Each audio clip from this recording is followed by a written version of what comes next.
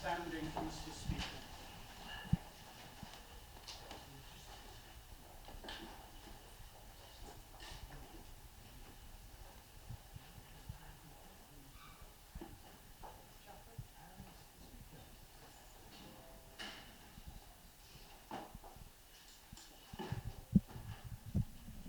Well, hi, good morning, honourable members. All the chaplains lead us in prayer. God be merciful unto us and bless us, and show us the light of his countenance, and be merciful unto us. That thy way be known upon earth, thy saving health among all nations. Let the people praise thee, O God, yea, let all the people praise thee. O let all the nations rejoice and be glad, for thou shalt judge the folk righteously, and govern the nations upon earth. Let the people praise thee, O God, let all the people praise thee. Then shall the earth bring forth her increase, and God, even our own God, shall give us his blessing. God shall bless us, and all the ends of the world shall fear him. The Lord be with you. And with thy spirit. Let us pray.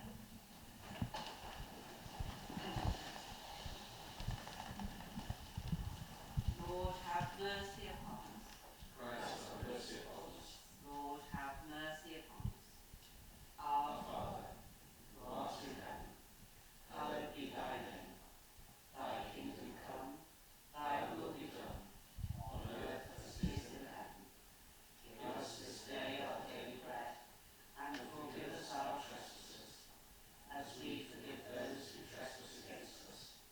And lead us not into temptation, but deliver us from evil. For thine is the kingdom, the power, and the glory, forever and ever. Amen. Lord of all the nations and friend of the poor, strengthen the members of the house. Lord, lead the nations of the world. Believe in the dignity of every human being. Believe in the values of justice, freedom, and peace. That we may grow in respect and understanding for one another, and righteousness be established in the earth. Through Jesus Christ our Lord. Amen. Benact you uniaco, an air and ac spirit new. Draw mast you as the Hanukkah men, a song of rap. Amen. Chaplain, I can advise that these will be given this morning to Mr. Hooper, who is unwell, and from 12:30 to Ms. Edgeworth in the following. We turn to questions, and more on the honourable member for Oxford Town Hallelujah. Mr. Morehouse, class question 1. Thank you, Mr. Speaker. I trust Chief Minister. I want to know the consultation was in 2024. Thank you. Mr. Black. Thank you, Mr. Speaker. Consultation is a critical part of the process when developing new policies and legislation. In 2024, collectively, the government carried out a total of 33 consultations on topics such as marine infrastructure regulations to a consultation on policing in the Isle of Man. Mr. Speaker, even within departments, the total cost of consulting would be dependent on many factors, including the number of responses received, how many ongoing pieces of work a department has that requires consultation, how many officer analysts are assigned to each consultation, as well as any other engagement exercises that are outside of what is captured within the consultation hub, such as focus groups and public meetings. Mr. Speaker, therefore, in short, it is difficult to provide the honourable member with an accurate figure. Mr. Morehouse, appropriate. Thank you, Mr. Speaker, and thank you, Chief Minister. Is he able to give us an indicative figure in terms of the key consultations? Actually, drilling down to all 33 and the complexity there, is actually able to give us any data in terms of costs? Thank you, Mr. Speaker. Chief Minister. Well, as I've just outlined, Mr. Speaker, it's almost impossible to give a defined cost. There are so many variables involved with that, and it is a fundamental part of our commitments to legislation and policy. Mr. Morehouse. Thank you, Mr. Speaker. Thank you, Chief Minister. Given that there's no assessment of the total cost, is that something that's going to be considered going forward, and has the potential to be looked at as part of the cost savings programme? Thank you, Mr. Speaker. Minister. Well, I think there is a set of guidance around public engagement and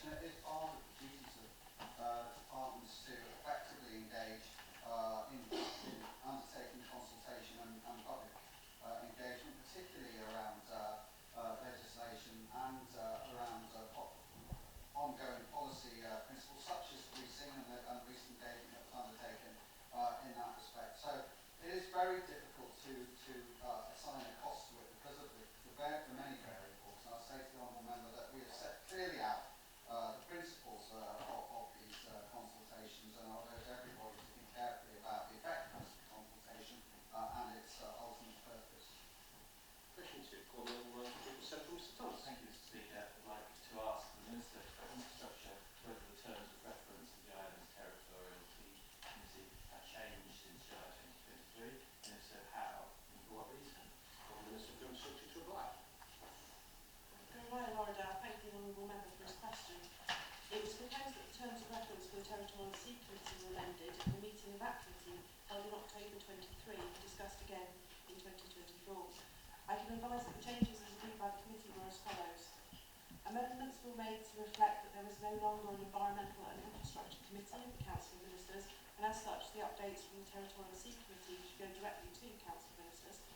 Further clarification was included as to the engagement of the Territorial Sea Committee in applications for consent from the Territorial Sea. In 2024 there was a change in the chairperson from the Chief Officer of the Department of Infrastructure to the Director of Harbours, where the role had historically been held. There was also the addition of a Vice Chair who would undertake the role of Chair in their absence. It was agreed that this role would be filled by the Director of Environment in the Department of Environment, Food and Agriculture. Furthermore, there were a small number of minor amendments to correct typing errors and points of accuracy. These terms of reference are uploaded onto the Department's website. Thank you. Mr Thomas. Thank you very much. That's update, and I do acknowledge the existence of the new terms of reference on the Department's website. There's little, if any, reference to any interaction with the Energy Policy Board. Can the Minister undertake to clarify how the energy policy decisions relevant to the Territorial Sea are considered by the officer group in the which is entitled the Territorial Sea Committee? And secondly, is it significant that there's no political Territorial Seas Committee, but there is a political? Minister to reply. Thank you, Mr Speaker.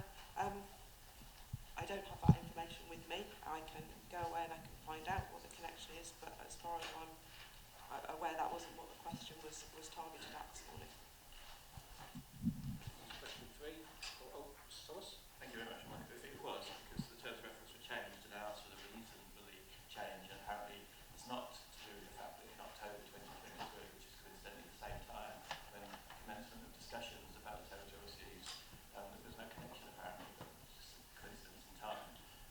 What's the scope of the Territorial Seas Committee then? Is it everything that goes on in the territorial seas? Is it hydrocarbon licensing? Is it carbon capture? Is it carbon storage? Is it hydrogen storage? Or is it just the things that the Director of Harbours would know about literally?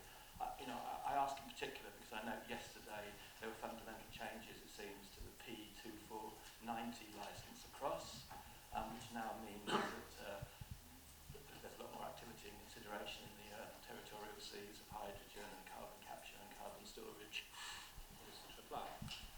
Thank you, Mr Speaker. As per the terms of reference, the Territorial Seas Committee is an intergovernmental management committee and it oversees the management and development of the island's territorial seas and seabed.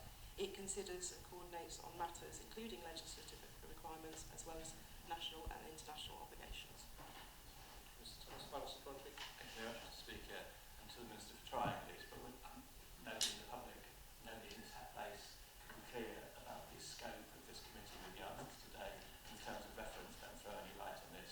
Does the Territorial Sea Committee cover all matters that go on the Territorial Sea, including hydrocarbon licensing, including hydrogen, including carbon capture, carbon storage? Minister to reply. Thank you, Mr Speaker. Having not attended one of these meetings, I'm not entirely sure, and I will go away and find out what has been on their recent agenda and refer that information back to them.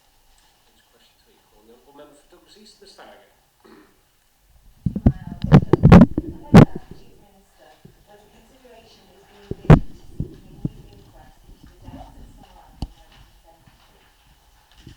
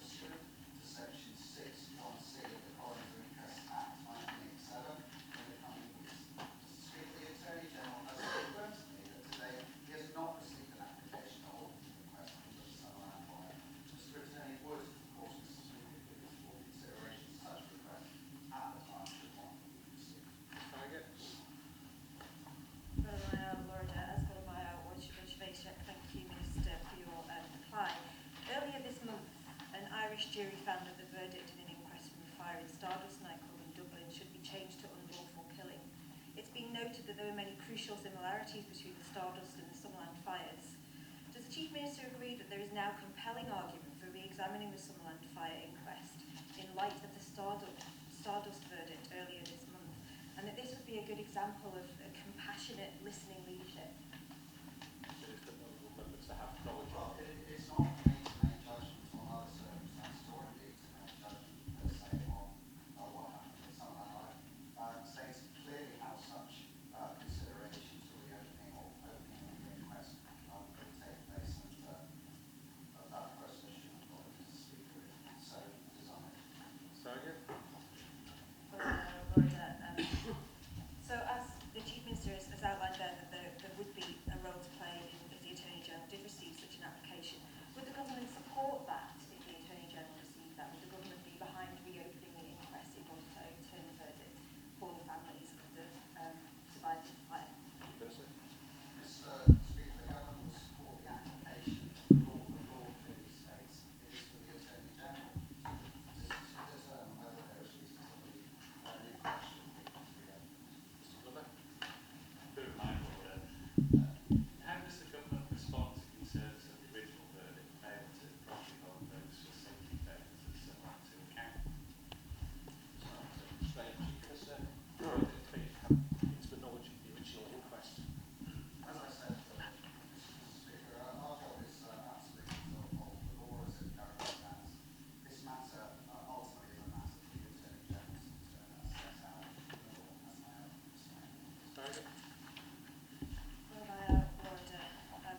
I'd like to ask the Chief Minister if he has been in contact with any survivors or families of the victims or legal representatives, and does he acknowledge that a fresh inquest could provide long overdue justice and closure for the families affected by the Summerland tragedy?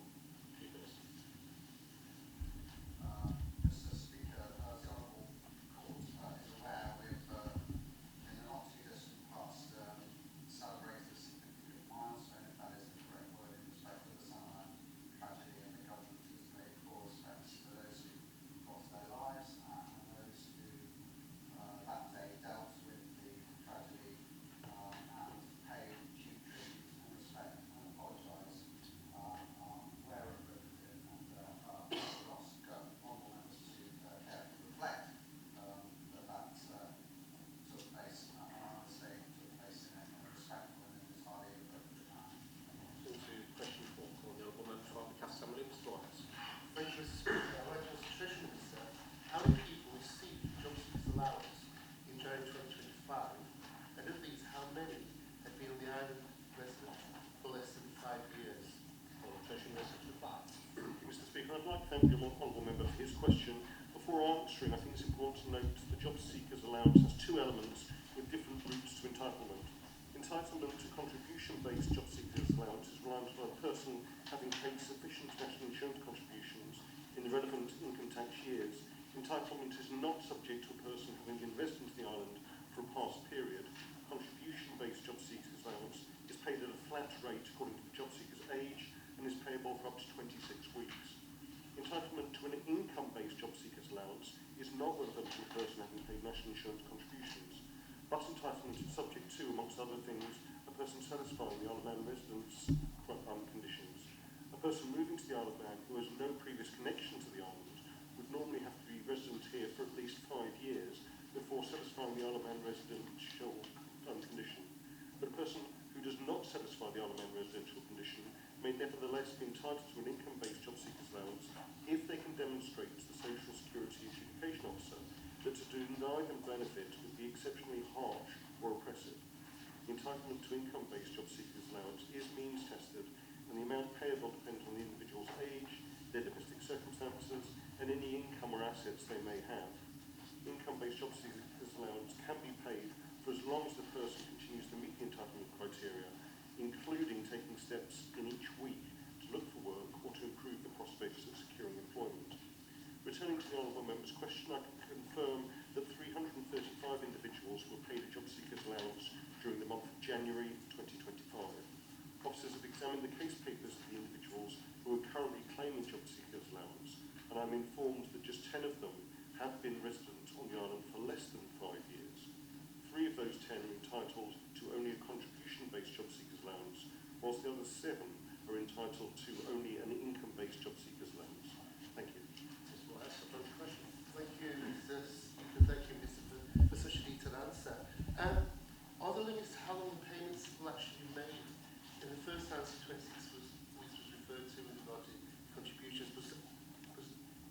also apply to the other elements. And in terms of time taken, is there a limit of time that can be actually, the benefit can be applied for? Thank you, Mr. Speaker. Thank you very much, Mr. Speaker. So in answer to that question, as I've said, in terms of the contribution-based job seeker allowance, that is only payable for up to 26 weeks. In terms of the income-based job seekers allowance, the amount is payable to a person and starts to be reduced once they've been claiming for 6 months. After 6 months, the personal allowance element is reduced by 20%. After 9 months, it is reduced by a further 10%. And after 12 months, it's reduced by another 10%. So once the person has been receiving income-based job seekers allowance for 12 months, they're entitled to only 60% of the personal allowance, which would otherwise be payable to them. There is no further reduction in the amount of personal allowance after this point. I hope that helps delineate the honourable member's question. Mr. Moores. Thank you, Mr. Speaker. Thank you, Minister. In terms of the benefits, is there a maximum age when they can be claimed? And in terms of the 10 that were identified in the initial answer, is there any indication of how many of them are aged over 16? Thank you, Mr. Speaker. Thank you very much, Mr. Speaker. I thank the honourable member for his supplementary question. Normally, to qualify for a job seekers allowance, a person must be aged 18 or over and under state pension age. However, an income-based job seeker allowance may be awarded to a 16 or 17-year-old if, without financial assistance, they would suffer severe hardship. This may, for instance, be where a job seeker is estranged from their parents. None of the 10 job seekers who is currently getting a job seekers allowance and have been resident in the island for less than 5 years are aged over 60 years. Thank you. Thomas. Thank you very much to the Minister and to the Department for investigating the month of January 2025 in respect of the 7 income contributory job seeking allowance payments. Is there any comparative period in the past so that the Treasury Minister can share with us whether that amount of 7 people has changed through time, gone up, down, or is roughly the same? And secondly, can the Treasury Minister share with us more information about the characteristics of those 7 people in terms of what happens to them after they've been in a harsh situation, and secondly, where they, how come they ended up in the Isle of Man in that situation? Considering this begins personal circumstances, but Thank you very much, and I thank the honourable member for his question. From what I gather from officers, there are always some people who slip through the net. That is why we have an amount of leeway in the award of these benefits to try to deal with those people who may slip through the net in terms of eligibility, some of the eligibility criteria, which are quite strict and deal with a number of things in terms of residency and other matters. I'm afraid, given the small numbers involved, I'm unable to go through some of the personal details of these people, but as I said, each of them has been looked at their merits, and that has been double-checked with adjudication officers. Those benefits have been awarded for them, but there are ongoing attempts to help those people gain full employment, and that will be continued through the Social Security Division. Thank you. further supplementary, Mr. Thomas. Thank you very much. Freedom of information question was asked along these lines. The answer was declined, more or less. Can the Treasury Minister undertake to prepare a report on how that number has changed and some of the general characteristics to provide reassurance to the members public, because the 5-year residency requirement for social security benefits has been an important part of the Isle of Man tradition over decades. Treasury Minister. Thank you very much, Mr. Speaker. And I think the honourable member for his supplementary question is quite right that a request on the Freedom of Information Act was received in December 2024, which looked at the total number of non-British Manx or EU residents who submitted a claim for job seeker allowance since the 1st of January 2019 to date, and the total number of those who didn't fit the residency criteria. And because of the amount of work involved for that amount of time, there was an appropriate response to the applicant for that Freedom of Information request. Because as I said, dealing with 1 month, you can drill down to those 300 people and look at their individual circumstances. To go back for 5 years and look at that over the total would be a significant amount of work, because each of the applications has to be dealt with manually.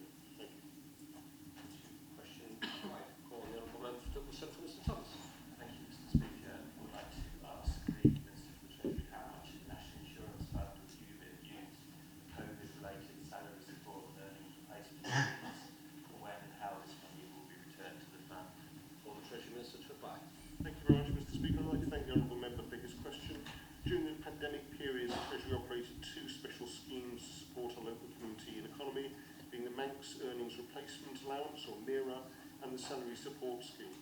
Both of these schemes were funded from the National Insurance Fund.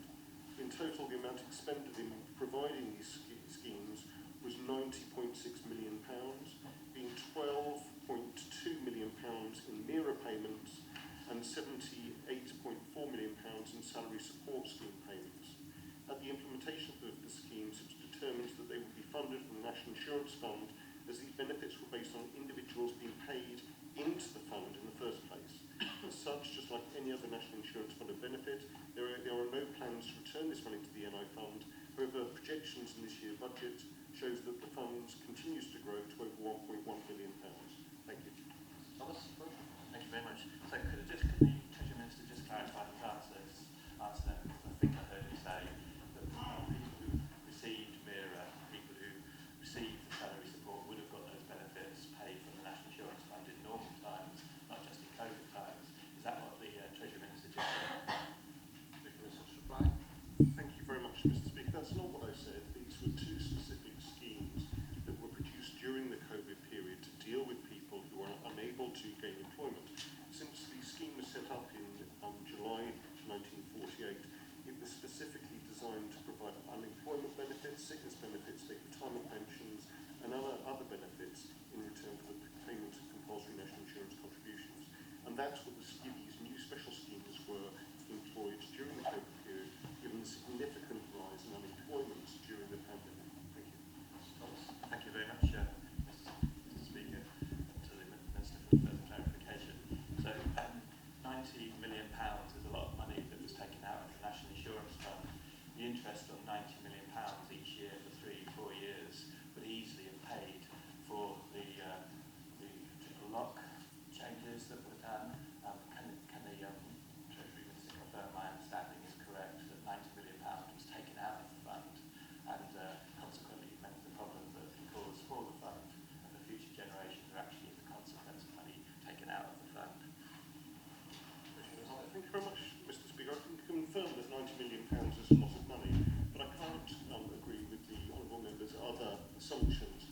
The National Insurance Fund is there for a purpose, and that purpose was used during the pandemic to support people who are unemployed. And I'd like to remind honourable members that the unemployment rate jumped to well over 1,000 very, very quickly during that period, and people had to be supported properly to maintain their incomes. His other assertion that this led to problems with the National Insurance Fund itself in terms of its overall value, I don't agree with either. When you look at the Pink Book and the value of the National Insurance Fund in 2019-2020, it was 861 million. By 2020 to 2021, it had grown to 924.8 million pounds. So the interest coming into the fund dealt with the increased payments made by the fund to do exactly what the National Insurance Scheme was meant to do, which is protect people during high levels of unemployment or high levels of sickness. Thank you. Is that supplementary? Thank you, Mr. Speaker. The Minister gave us a breakdown. He gave us MIRA 12.2 and salary support at 78.4. So salary support actually goes to employers, not to individuals. So it's actually paid companies out of our National Insurance Fund 78.4 million. Who made that decision? What impact did it have on the fund? And was there any assessment done on that? And who made the decision not to return the funds? Thank you very much, Mr. Speaker. And I thank the honourable member for the question. As I remember, these funds were agreed by Tynwald at the time, because they were new schemes under the National Insurance Scheme to actually deal with some of the significant and sudden impacts the pandemic had on our economy and workers. And I'd like to remind her that employers pay a significant amount in to the National Insurance Scheme. Thank you. Thank you very much. I think 90 million is a new figure today. I've seen estimates of 40 million, 30 million the following year, 80 million. I think 90 million is a new figure, and I'm really not sure it was clear to members. Secondly, can the Treasury Minister confirm that the normal purpose of the National Insurance Fund is to pay the social security benefits that are taken from the fund, the National Health Service contribution? And just to remind him, Tynwald rejected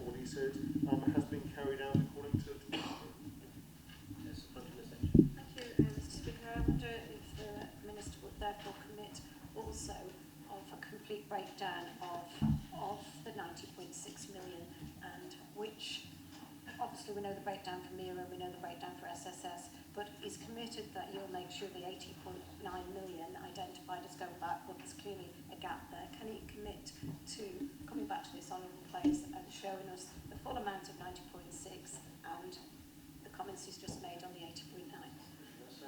Thank you very much. Thank you very much, Mr. Speaker. I think the Honourable Member, I can do better than that. I'll give it to you now.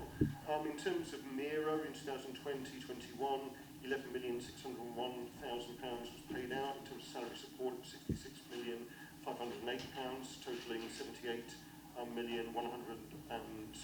In 2021-22, as people started getting back to work, Mira reduced to 666,000.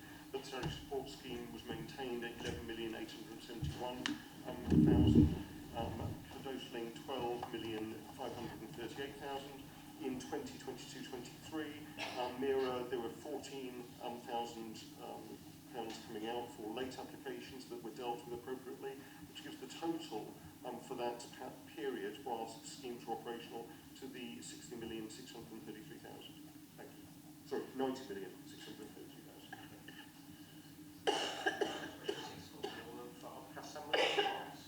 Speaker, the Health and Social Care, what role Manx Care's Chief Executive Officer on the board played, prior to the final health and doctors debate, and on what date, since it was announced, she has been the Chief Executive Officer of Manx Care. Thank you. Will the Minister for Health and Social Care reply?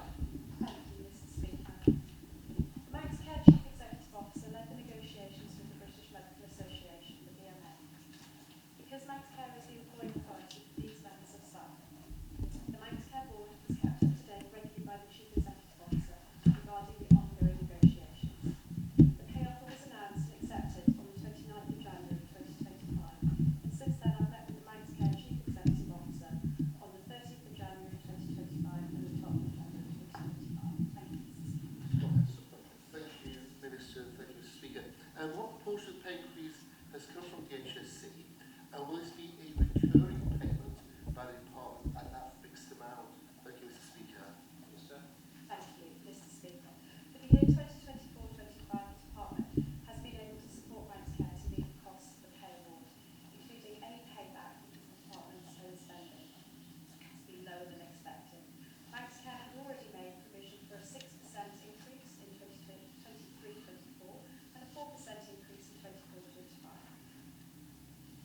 The recurring costs will need to be met by Manx Care, and as I set out in my comments in the other place on the 25-26 budget, the department will be applying an additional 4.3 million, increasing the allocation to Manx Care for the mandate to 361.8 million. This will assist with any pay pressures, not just for the doctor's pay, but also the PSE and nurses and the allied health professionals, and also any drug costs above inflation. Across the whole of the public sector, the impact of pay increases has to be considered in respect of ongoing impacts, which Manx Care will be doing in respect of their workforce plan. Thank you, Mr. Speaker. Right. Thank you, Mr. Speaker. Thank you, Minister. On what date did the department actually offer Manx Care this helping hand in terms of making a pay offer that was more attractive possible? Thank you, Mr. Speaker. Thank you, Mr. Speaker. I don't have that actual date, but I can certainly let the honourable member know that the honourable member has it. Question 7 for the Honourable Member for the Central Scotts. Thank you, Mr. Speaker. I'd like to ask Minister for Health and Social Care what preparatory work has been done by her department to enable the provision of assisted dying service in the home care service. Minister for Health and Social Care reply. Thank you, Mr. Speaker. The Department of Health and Social Care has not undertaken any significant preparatory work to enable provision of an assisted dying service in the health service. This is because the private member's bill on assisted dying is currently going through the due legislative process, and therefore it would not be appropriate for the department to use its resources on a bill that has not yet been approved.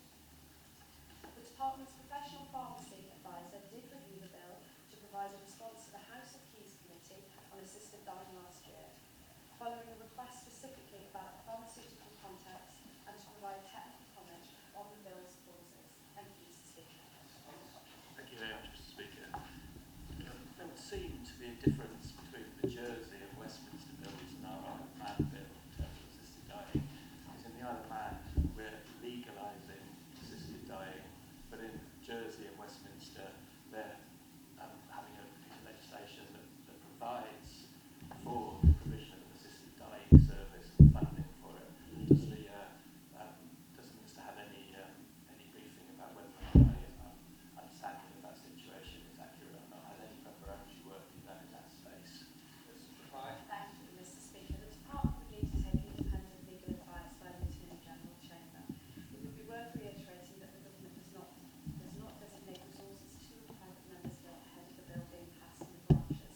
So any specific work to assess legislative impact and subsequent requirements to enable the Department to incorporate additional functions will come at a later stage. In terms of the time frame, we won't be able to comment on that currently. Thank you very much. I was hoping that the Minister would arrive in the Department of Health and Social Care and there would be a sort of secret note from former Minister Hooper coming plan how to provide the service. Was there not a secret note with the coming plan left in her desk when she arrived in the department about how to actually provide a service? Because we are now at risk that people's expectations are going to be dashed in this space. Secondly, I think the Treasury Minister previously has estimated that this would be a new service, would cost £1 million to set up. Do either the DHSC or MaxCare have £1 million or current prices to set up service? Mr. Speaker, the honourable member has said something that I cannot recollect ever mentioning in this House in terms of the cost of the service.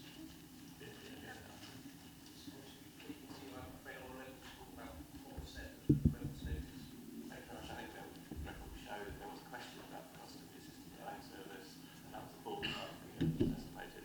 So my repeat, is there a cunning plan in the drawer of the Department of Health Service, Department of Health and Care service from Minister Hooper for the current Minister? Secondly, is there money for a new service, and are there any estimates of the cost of this new service? Thank you, Mr. Speaker. I wish there was a note in my desk for everything to be sold for the Department of Health and Social Care. No, there is definitely no note that was left for me. The Department is yet to formally, as I said, assess the impacts of the bill, which will have on operational and legislative and financial matters at this time. Should the bill be taken forward, as the Royal said, the Department will need to plan resource allocation that considers our existing legislative programme and priorities. And with regards to the point that the honourable member made about additional budget, the Department, to my knowledge, is not any associated funding that's been earmarked or agreed to support the implementation of the bill. Even if a figure had been provided, it wouldn't have been based on any assessment the Department has undertaken, as we're yet to assign, as I said, resource and complete a detailed analysis. Thank you, Mr. Speaker. Thank you, Mr. Speaker. I just wonder if the Minister would agree with me that it seems premature from her response this morning that certainly in the media and people are talking about a date of 2027. Does she feel that her department, I know she said she can't give us a deadline, does she feel her department could commit to 2027 if that's what's getting portrayed by the bill's mover? Mr. Speaker, I certainly couldn't commit to that assessment because obviously we've not done that assessment as of yet. Thank you, Mr. Speaker.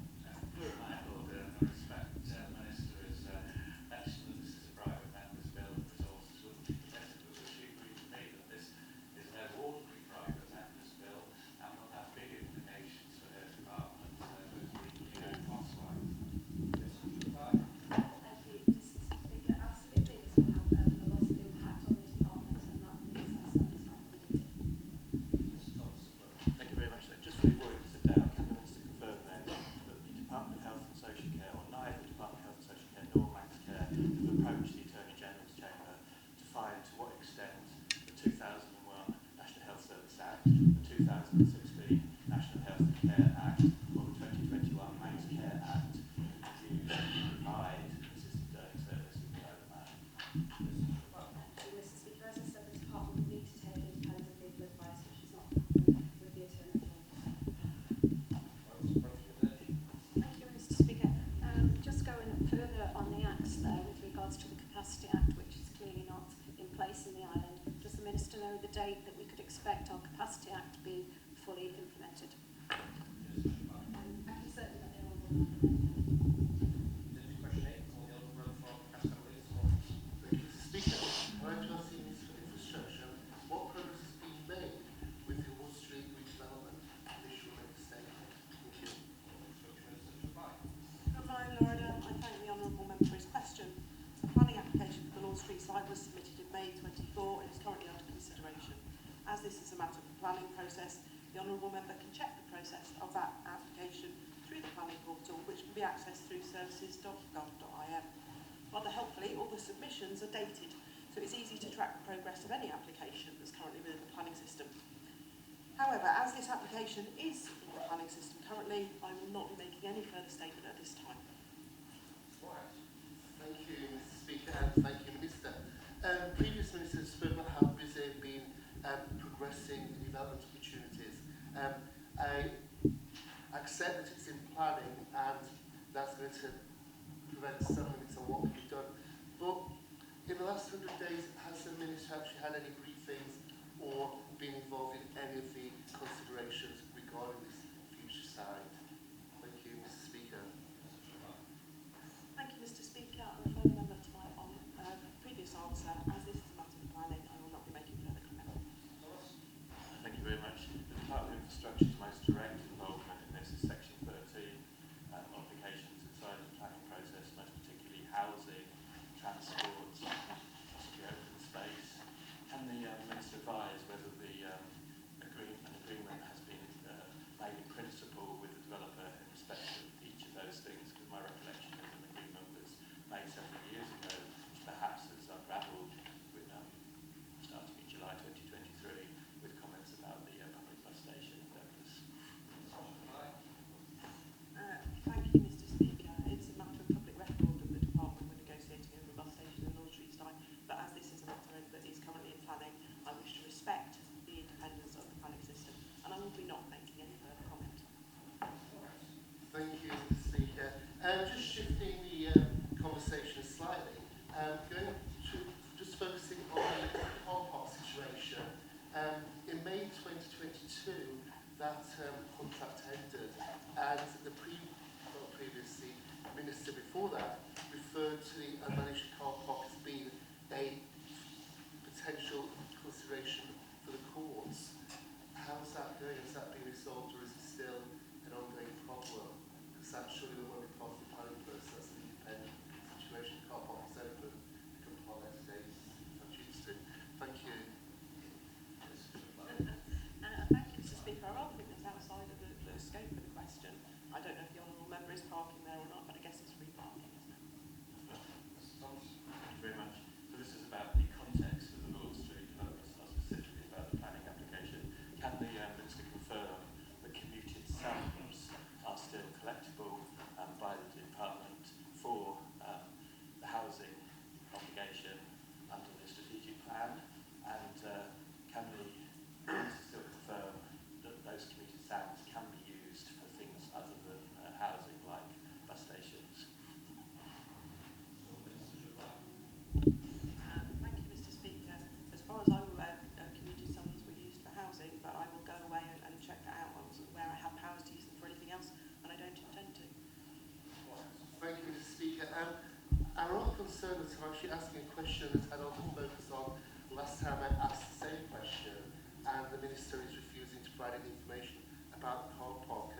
Could she please explain to us whether the car park situation has been resolved, or is it still potential court action in place? And with regard to the court actions in place, there was information 12 months ago that a failed bidder had suggested they would bring legal action. Is any legal action going on with regard to the bidder that didn't succeed? So could I have any information on those two court cases? It would be very useful. Thank you, Mr. Speaker. Thank you, Mr. Speaker. I will not be making any comment about ongoing legal action. Question 9, or the Honourable Please Casari. For my order, I'd like to ask the Minister for Justice and Home Affairs what work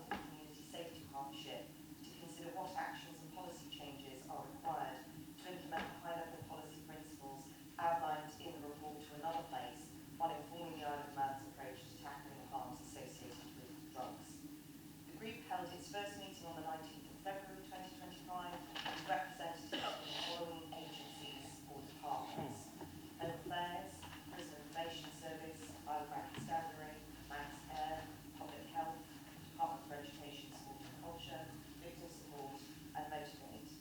Representatives from the Isle of Man Courts, Prosecutions, Drug and Alcohol Team, Mental Health Services and Ambulance Service have now also been invited to join the working group. The group will meet monthly with a commitment to report its findings and recommendations to the Community Safety Partnership within 6 months. Thank you, Mr. Speaker. Sorry? Thank you, Minister, for your reply. And the Minister has outlined there that a working group is needed to implement the principles. Could you perhaps outline what barriers prevent the police from adopting a more public health-focused approach to drug issues?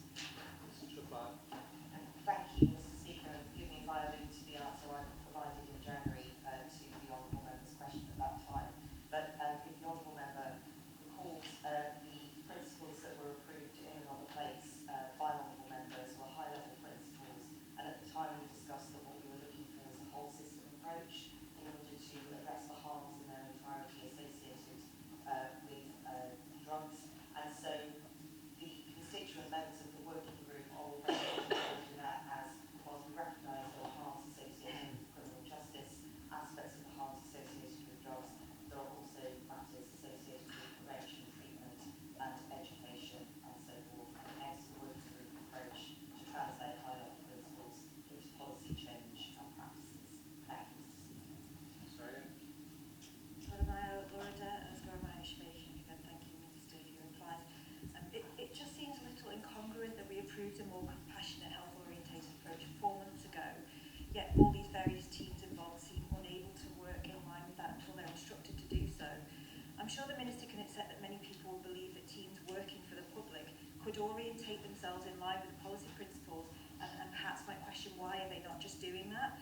Could the Minister confirm perhaps if the policy principles have been sent to the police, the Attorney Generals and the courts in the first instance, stating that these are our island's guiding principles in order to reduce the harms associated with punitive measures? And if not, would she agree that that's a good step, and will she undertake to do that today? Thank you. Minister Shafar.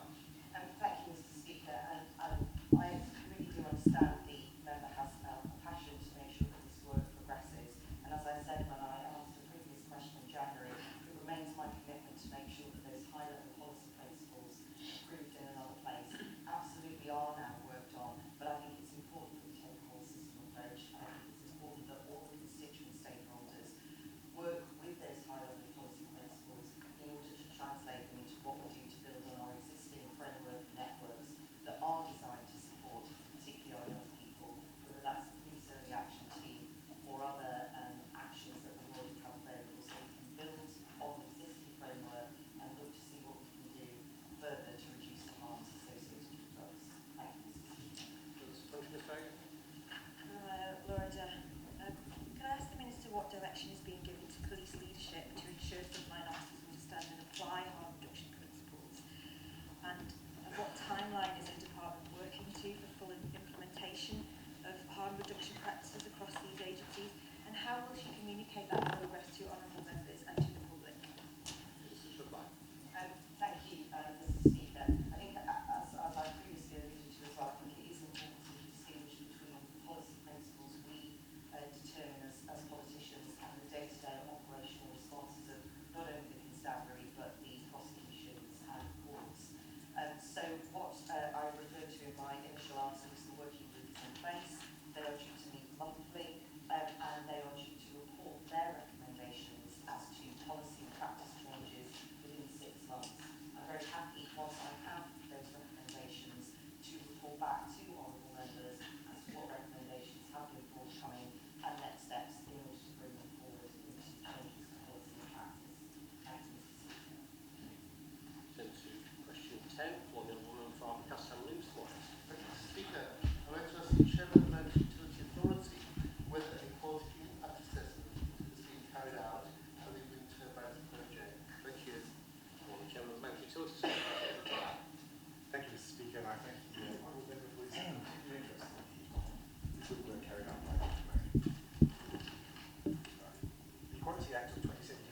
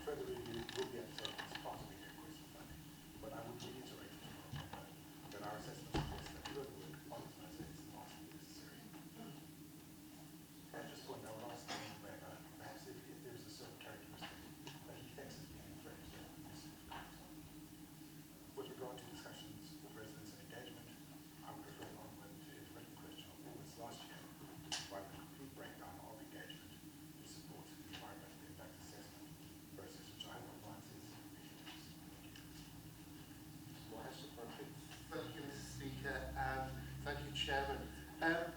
It is quite interesting in terms of the answers, even though at this point there's a decision being made that the assessment isn't required, at some future point the need may be triggered. Could the Chairman give us an indication of what the trigger point would be in terms of actually carrying out such a review and assessment? Thank you, Mr. Speaker. Thank you. Manchester cities are only required under government strategic plan 2016 to carry out best practice for environment impact assessments for which support planning application. The details of how this will be followed have been published on our website. Specialist experts in onshore wind environment impact assessment have been brought on board to undertake the required assessments. I would reassure the honourable member that there is a thorough pre-planning process being undertaken to the required standard. This will be published with the planning application in due course. Thank you, Mr. Speaker, and thank you, Chairman. Prior to the decision not to progress with this documentation, were the consultation that would also have with local residents actually considered and looked at? Because it's been indicated that within those conversations there were ideas put forward that could indicate that there are groupings that do need to be considered and looked at, and the impact of those assessed. Thank you, Mr. Speaker. Thank you, Mr. Speaker. Before I arrived at this court, Mr. Morehouse was in the court, and I believe the Equality Bill was put through in 2016. So, of the protected characteristics that are discussed, common name them are whether it's sex, gender, religion or belief, age, disability, race and ethnicity, sexual orientation, transgender, pregnancy, maternity, marriage and civil partnership. Which one of those is the honourable member referring to that are apparently in the way of this project? Thank you. It's questions for answer.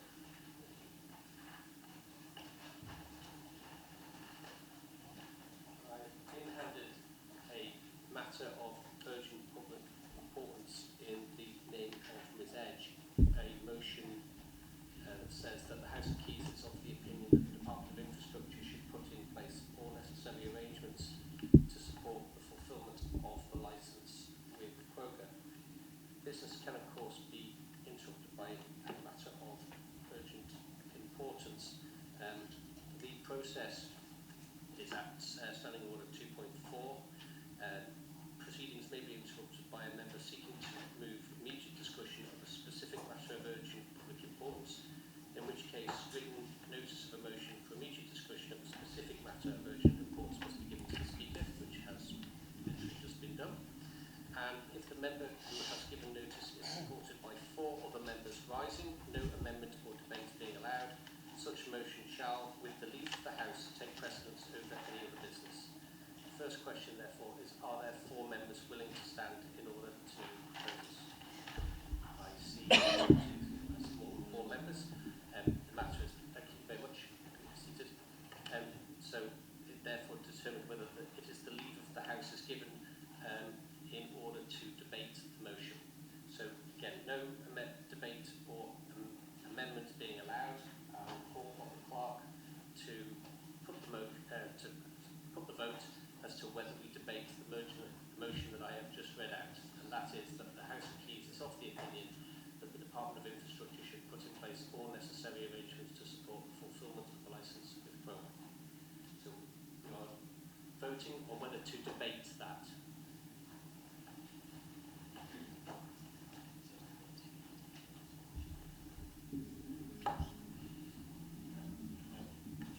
That's 8 for, 15 against, so the motion therefore fails to carry. We move then to third reading of the Local Government Amendment Bill 2023. I call on Dr. Hayward to it. I'd like to thank this honourable House for supporting this bill both through second reading and at the clauses stage. I'd also like to thank my seconder, Ms. Farragher, and I'd like to thank Mr. Hooper, Dr. Allison and Mr. Thomas for bringing forward amendments for inclusion in the bill. Mr Speaker, this bill has been a while in the coming, and I feel it's important to acknowledge that the main driver of this bill was to facilitate the implementation of a number of recommendations of a select committee in Tynwald on local authorities, the members' interest petitions for redress, which were agreed by a previous Tynwald administration. Alongside the select committee's recommendations, we've taken the opportunity to make amendments relating to access to meetings and documents which will modernise the governance of the island's local authorities, making them more open and transparent to their ratepayers.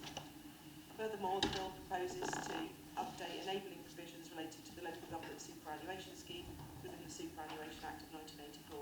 These amendments will allow the Department to apply UK local government pension regulation to the island that may be beneficial to the island scheme. The bill also updates the provisions of the Local Government Act 1985 relating to joint boards and some minor amendments to other local government legislation, such as the Local Government Miscellaneous Provisions Act of 1984.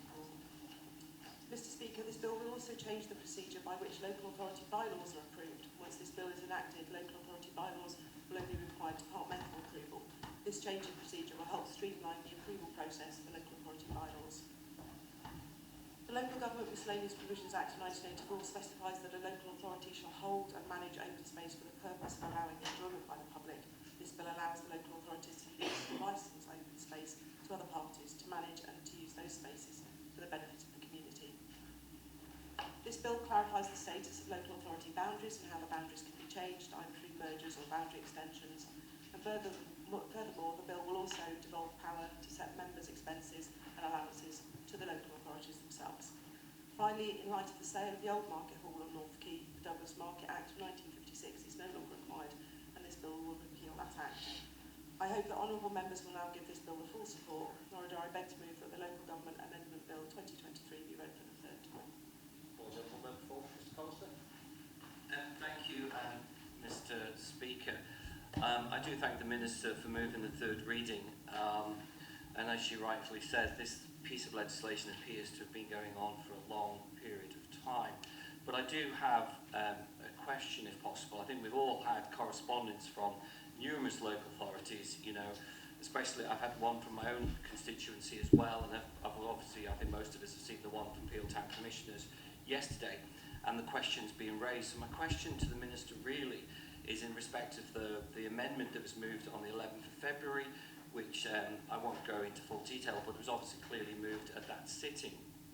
And the question I have to the Minister, did it actually, or should it have gone out for consultation with local authorities in particular? Because from the correspondence, from reading that correspondence and from reading what is actually written in the Council of Ministers Public Engagement and Consultation Principles, under section 3 there, it clearly says where a local authority views are sought, a period of 8 to 10 weeks is recommended to enable their responses to be discussed at council or committee meetings. Clearly from the correspondence we received, Mr Speaker, that no engagement with the local authority appears to have taken place in respect of that amendment. So my question to the Minister is, should this actually be paused, and for that clause to be consulted with the local authorities according to what the legislative guidelines say, which is 8 to 10 weeks, and then for the bill to come back for a third reading at a later date. I would welcome the Minister's point on that particular item, because at the moment I can't support the third reading unless the Minister can explain to me why she's not engaged with local authorities on that particular clause and the amendment on that. Thank you.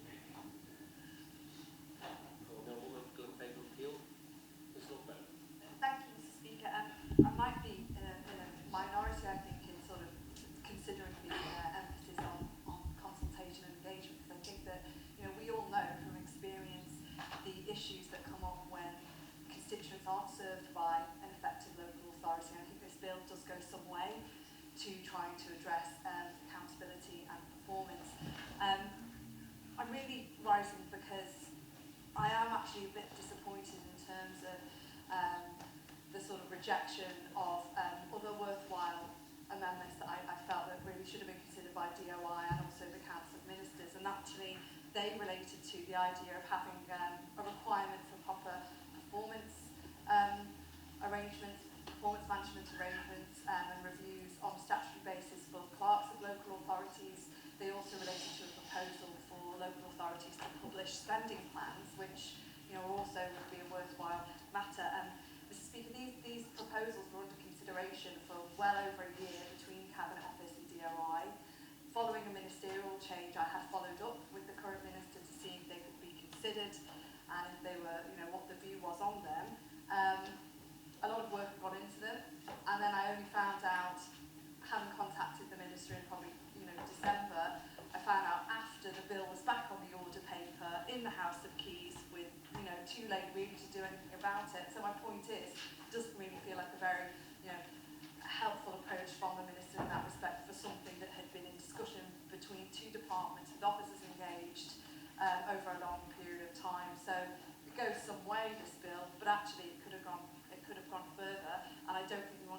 position where, in some respects, local authorities can be, the running of them can actually be one of the most unaccountable aspects of public service that exist. Yet, on the day-to-day, the issues and the responsibilities that they have really do affect people. I just would have hoped for a better handling and approach from the Minister on that.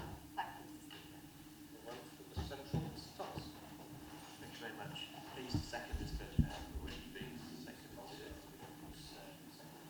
I didn't say it, I didn't use the word second. My apologies, I take it as being next up after the movement that you had said. Not answered. Thank you very much, Mr. Speaker. I'm happy to second on the Ministry of Budget. Third reading forward. Thank you very much for that, regularising that situation. Thank you, Mr. Thomas.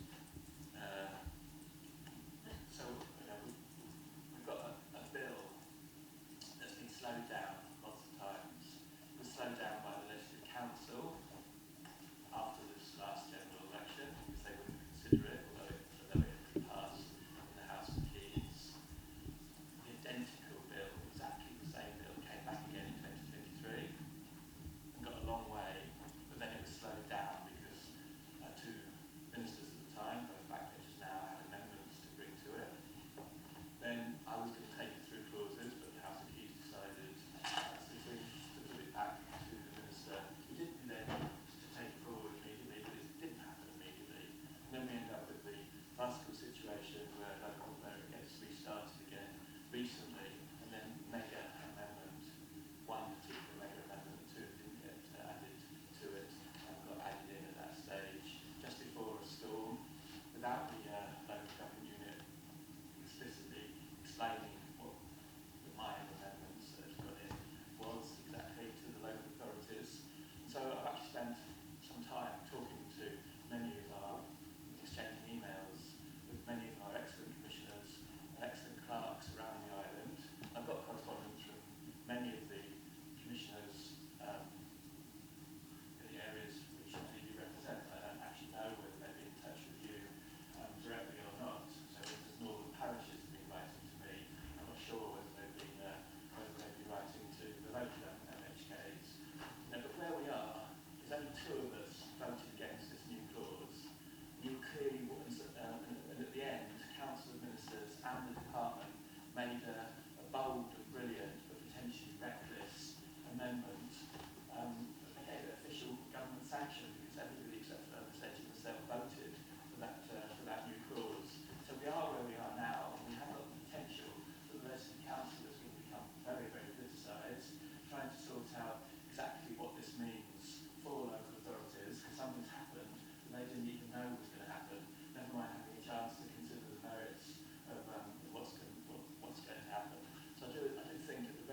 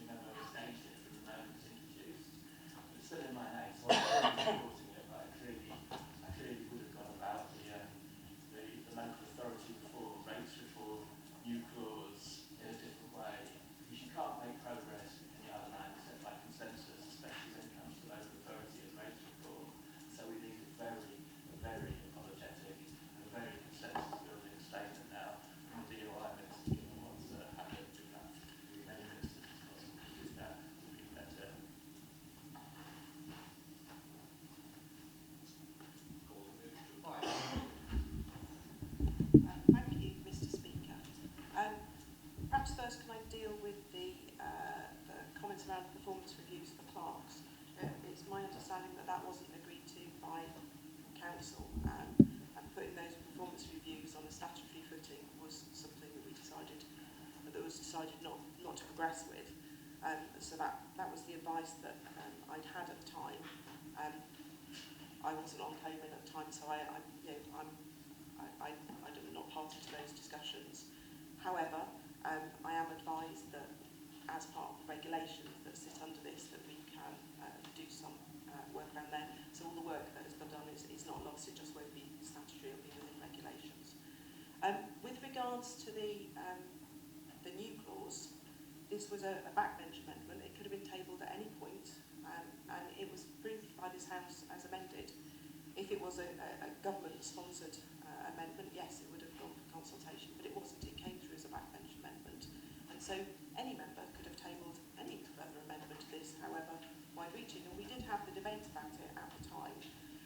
That clause obviously now just goes off to, it will be included in the bill, will go forward to LegCo, and I would rather that we didn't politicise LegCo. However, we could consult the local authorities before we bring forward an appointed day order to explain how that new clause was going to be used. And so we would just need to consult the regulations that sit around it. And I'm happy to suggest that that's perhaps the way forward here. Local authorities have been aware of this now. Because I'm slightly confused, and I apologise. The Minister's just said that the amendment was brought by a private member, but that private member is also in the department, which may have caused some of the confusion by the local authorities. So again, can I ask the Minister, can we be absolutely clear that the member was using this as a private member and it wasn't being done as a member of the department, which then complies with the regulations which says consultation for 8 to 10 weeks? Thank you, Mr. Speaker. Yes, I can confirm that Mr. Hooper had been working and drafting that amendment well before he came into the department, and so there was some unfortunate timing that by the time it came in front of this House that he was a member of the department, but it was started as a private backbench amendment, and that's how it was worked on with the drafters as well. We would consult on the regulations that sit around this, which I think now local authorities have had knowledge of this clause since it was moved by Mr. Hooper, and it was discussed in this House. They would have had knowledge of it since it was moved by Mr. Hooper, even though it may not have been communicated directly to them until Mr. Thomas decided to do so. I thank the department officers for providing Mr. Thomas with email addresses so that he could communicate with everyone. They are well aware of it, and I think even when we've seen some of the comments coming through, broadly the comments seem to accept that the principles of that new clause are probably right. It's just lamenting that they weren't consulted about it. But as I say, Mr. Speaker, it was a private backbench amendment that was brought forward. It wasn't a department amendment, although the department do support it. With that, Mr. Speaker, I'd like to move the third reading. Question that the Local Government Amendment Bill 2023 be read for the third time. Those in favour, please say aye. Aye. Against, no. No. Deny. Motion called.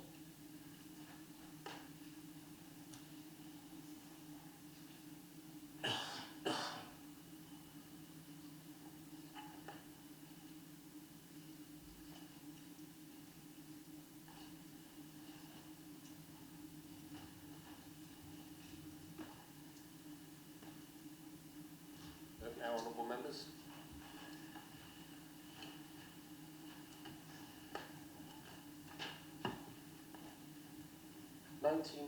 Four against. The ayes have it. The ayes have it.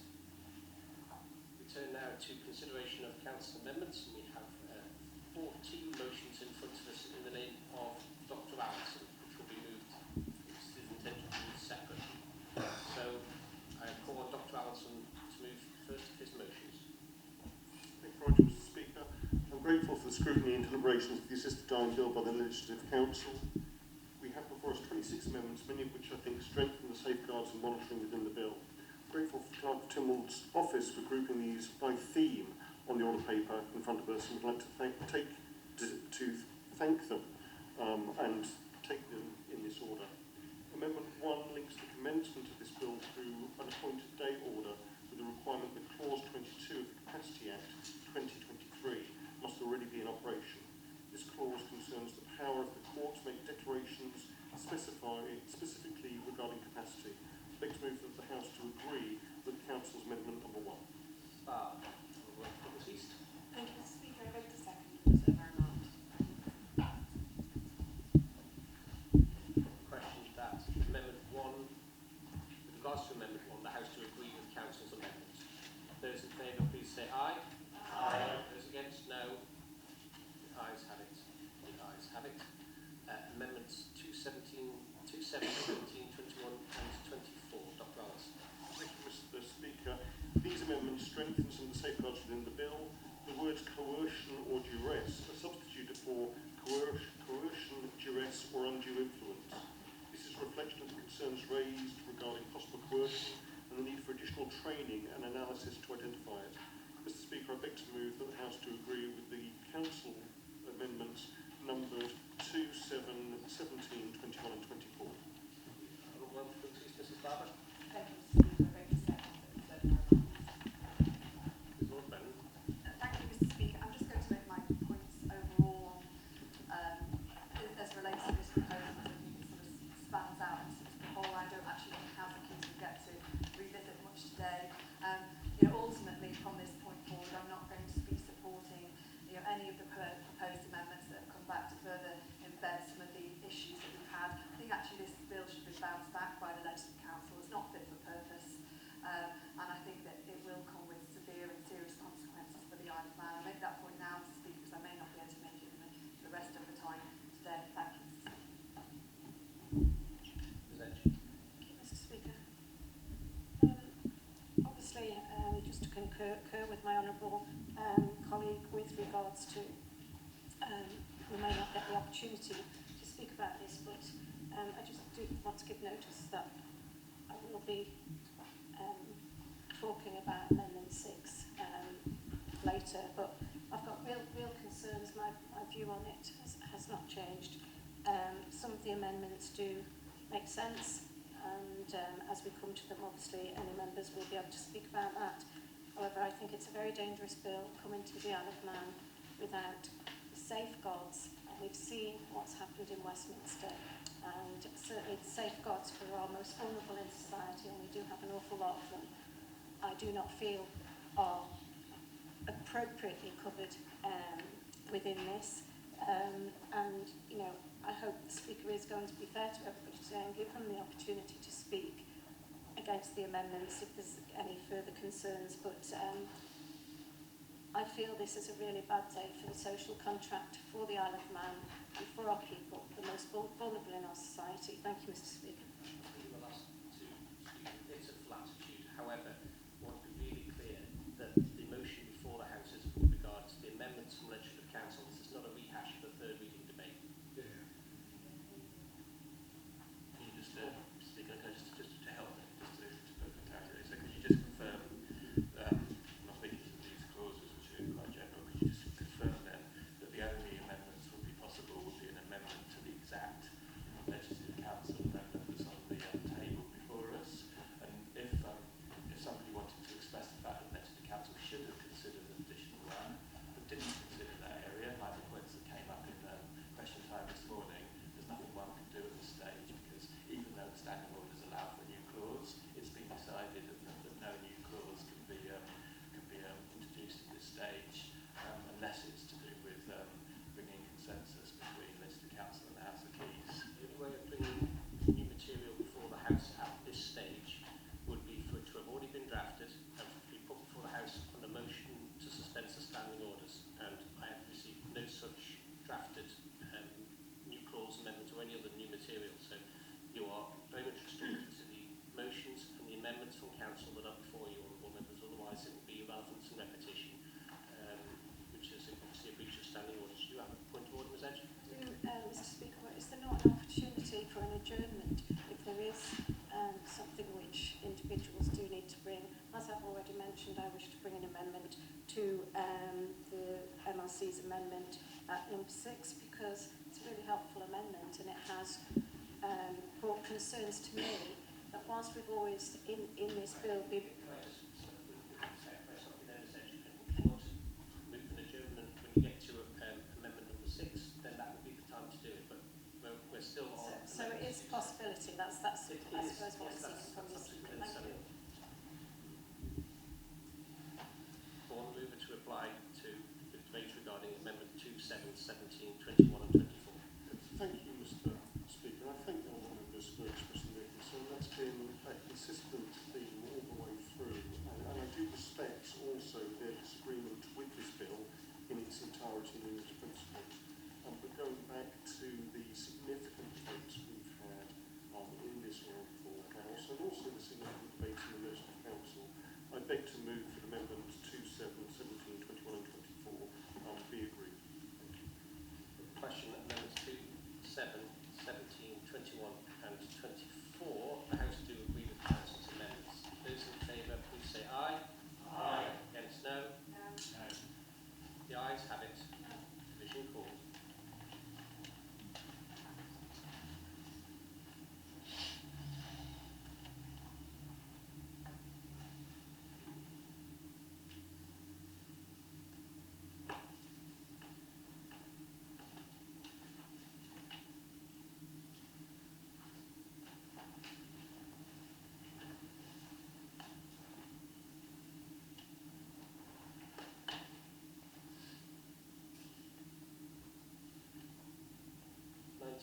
For against, the ayes have it. The ayes have it.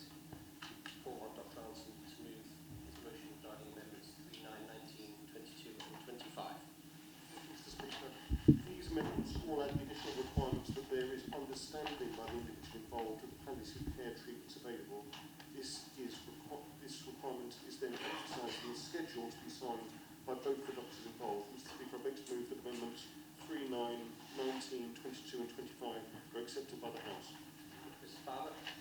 Thank you, Mr. Speaker. I beg to second, and I hope that the House will agree with these things which strengthen the safeguards within this bill, and we hope that we would all be here supporting that action.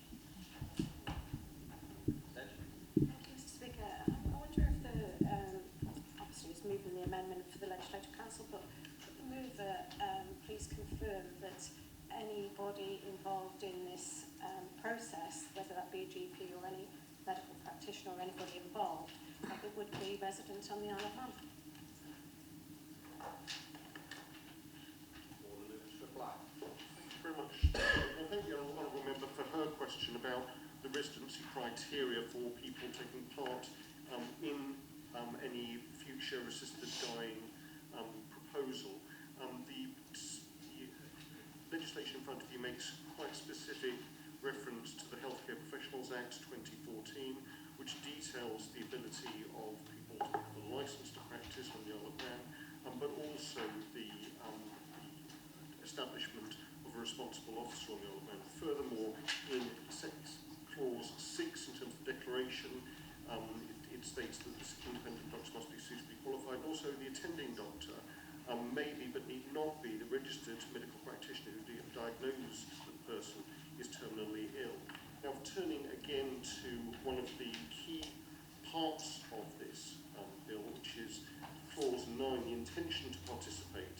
This is the opt-in clause that was particularly recommended by the British Medical Association, which looks at having a register for those doctors and healthcare professionals who will take part in this, and also the stipulation that Parliament must by regulations make provision for the establishment and maintenance of this register, which then looks at the affirmative timber procedure in terms of making sure that they are fit and proper to carry out this function.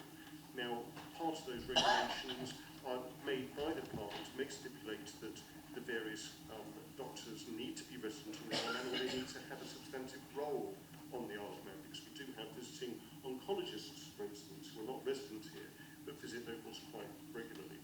So there are the provisions within the legislation for the department, through regulations and through TIML approval, to make those stipulations. Thank you, Mr. Speaker. The question that the House to agree with the Council's amendments number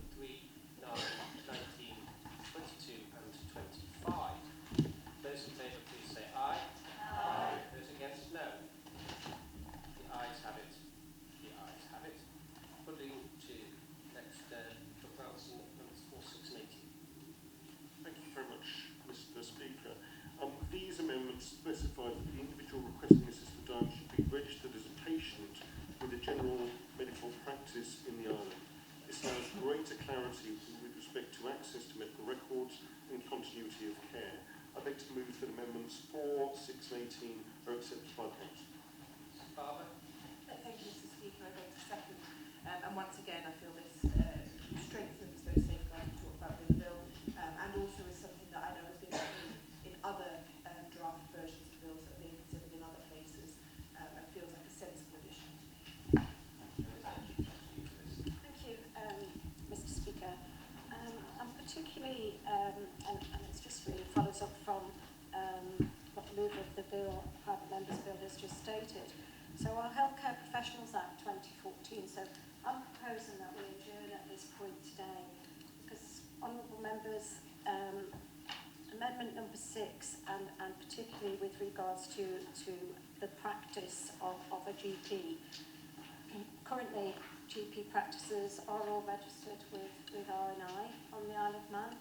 However, the Healthcare Professionals Act doesn't say you have to be a resident on the Isle of Man under that Act. So my concern is all the way through this bill, we have said, and we've tried to protect the individual who is going through the choice, and I'm not against choice at all, I just want to make sure the safeguards are there, but they've taken the choice that they wish to end their life, but we've ensured that we want to protect that residency criteria to make sure that the Isle of Man does not become a death tourism destination. However, what I feel that we should be adding in here is an amendment, and the only way to achieve that at this point to amendment number 6 is that the GP practice has to have been established, and the GPs themselves have to be established residents of the Isle of Man before they can be involved in this particular service that could be provided.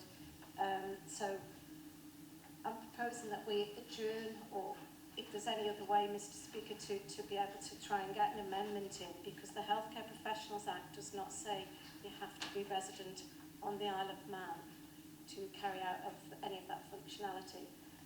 The Honourable Mover of the Bill has just stated that we have locums and we have people operating on the island.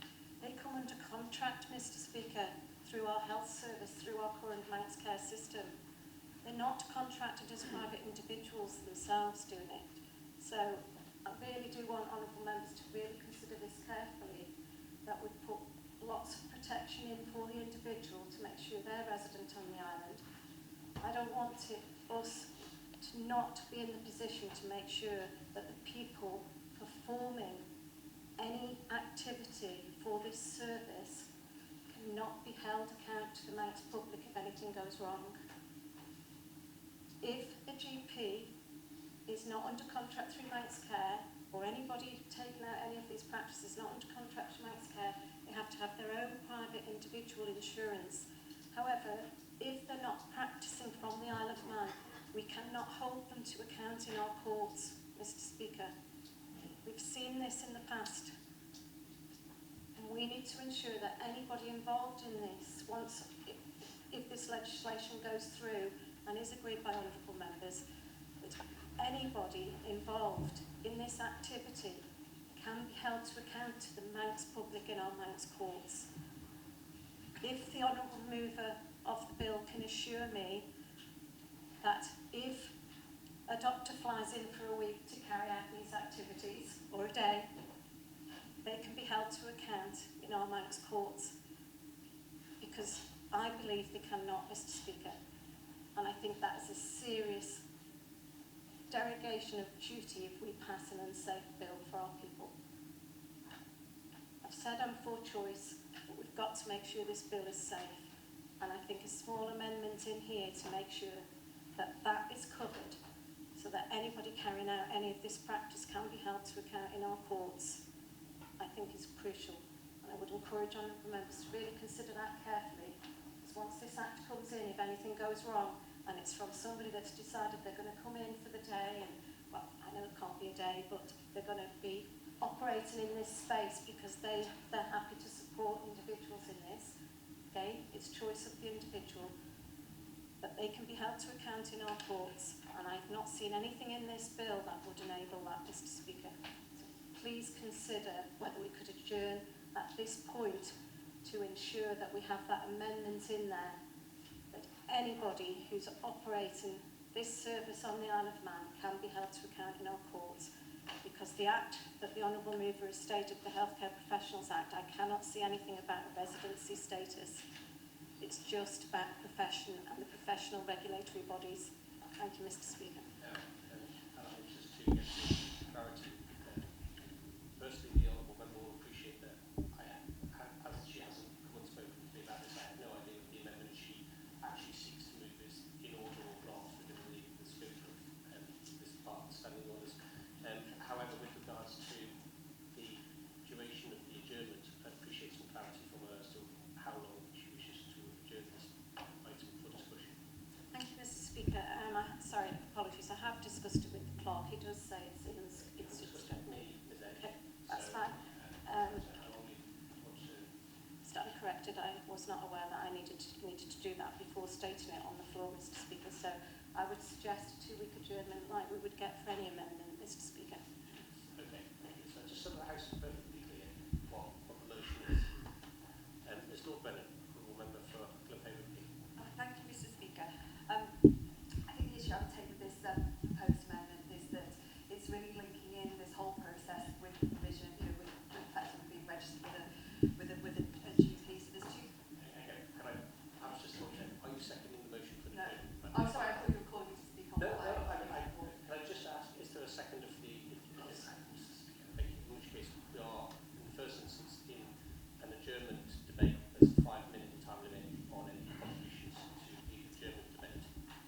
Does anyone wish to speak to the adjournment debate? Mr. Thomas? These are important issues, and obviously it affected Muslim ransom trial, being able to get witness from people. But the point is that the bill before us doesn't even allow for the provision of assisted dying service. Clearly, we heard this morning that Department of Health, Social Care and Max Care haven't as yet started preparing for how we're going to provide the bill. I mean, all sorts of medical professionals, I'm sure, over the years have flown into the Isle of Man and have then been and had their performance challenged inside existing processes, because we don't have everybody that works on the Isle of Man, resident of the Isle of Man inside the health service. Lots of people come in and out. So to me, we can sort this out later. It's a very important point that's been made, because I think it's premature in the sense that this bill doesn't even provide an assisted dying service. We're into the detail now. All we're doing today is we're legalising assisted dying in the Isle of Man differently from in Westminster and differently from New Jersey. So we don't need to get into issues in medical negligence and issues in how we deal with how we staff our healthcare service at this stage.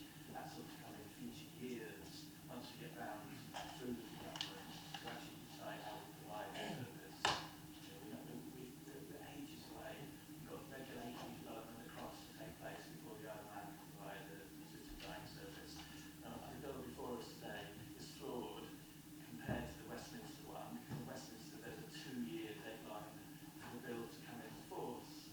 My attempt to include such a provision to link our provision of the assisted dying service with the Westminster deadline, that it had to happen if it goes through within 2 years, was rebuffed, because it didn't meet the standing orders requirement to be solely an amendment of registered council amendments. So whereas in Westminster there's a 2-year timeline for everything to happen in statute, we don't have that in this bill. If you carry on for years, it will be an election issue. It will be a massive issue to do with regulation. We've been used basically as part of a political campaign to legalise assisted dying in the British Isles. Those involved knew full well that taking it to the next step, setting up an assisted dying service, was premature, so they haven't bothered to do that in this bill. There's no clause in our bill before us today that actually talks about funding an assisted dying service like there was in the Abortion Reform Act 2019. So it's completely legally ambiguous how public funds can be used for assisted dying service. There's no clause like there is in clause 32 in the Westminster legislation to allow for the health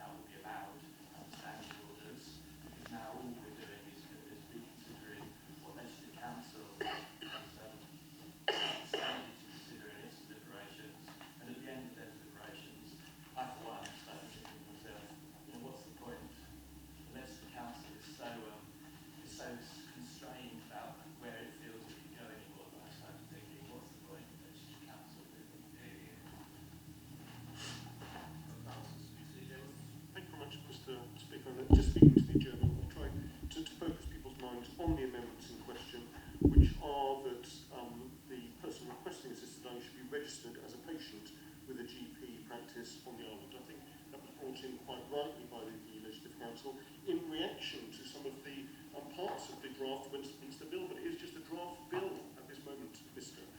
Speaker. In terms of the implementation period that various people have been talking about, that obviously goes beyond the amendment in question. But if I can respond to the Honourable Member Frank and Miss Edge in terms of people being held to account, people can't just fly over for the day, and there are quite stipulations in terms of clause 9 that a person specified who intends to exercise functions under this Act must notify the Department of their intention to do so and ensure that they've received all appropriate guidance and training under Section 10 before exercising any such function. So it is very much the case that people have to be part of the opt-in system. They are held to account both through the legislation we have in terms of them holding a licence to practice, but also in terms of some of the performance registers for general practitioners which exist on our island. She is right that we have some general practitioners who are employed under Manx care as salaried employees, but the vast majority are independent contractors and so are responsible through the department, particularly in terms of the performance register. In terms of people being held to account, anyone through a licensed practice must be registered with the General Medical Council. They're held to account professionally, but also legally under this Act with a whole series of offences that are specified in it towards the end that we had a lot of deliberation about, which make it quite clear that to ignore the safeguards in this bill not only would be an act against their registration in terms of the General Medical Council or the Nursing and Midwifery Council, but also would be a criminal offence subject to significant penalties. So people would be held to account, but the amendments in front of us that we are now seeking to adjourn just look at the fact that people who apply for assisted dying must be registered with a GP practice on the island. And I would like to concentrate people's thoughts about that because I support that very much coming from the Legislative Council. As I said in my opening, it gives great clarity with respect to access to medical records and the continuity of care for those people. And I think it's a very valued amendment, and I thank the Legislative Council for bringing it to this Honourable House. Thank you. Thank you, Mr. Speaker. I'm very comfortable with the words just mentioned by my honourable colleague from Ramsey, Mr. Allinson. I think overall, I'm comfortable with clauses 9 and 10 of this particular bill, but I think I absolutely agree with my friend from Douglas Central, Mr. Thomas, who says all we're doing here in this House is agreeing the actual principles. And I think a lot of us in this House have argued strongly over the months that's gone before us, is the fact that we needed to see sight of that secondary legislation. We needed to see how that secondary legislation fits in with the primary legislation. And we're now coming to the point now where we're finding it very difficult because we haven't had sight of that secondary legislation. This will become an election issue, but I think for my constituents and people listening to this, I think it's absolutely right that we actually tell the people of the Isle of Man all we're doing here today is agreeing to the principles. The really difficult work is when we try to look at the secondary legislation, how that's going to be introduced, how it's going to how much it's going to actually cost, and how that service could be delivered in the future. I'm happy with as I said, Mr. Speaker, on clauses 9 and 10. I won't be moving the adjournment today or supporting it. Thank you.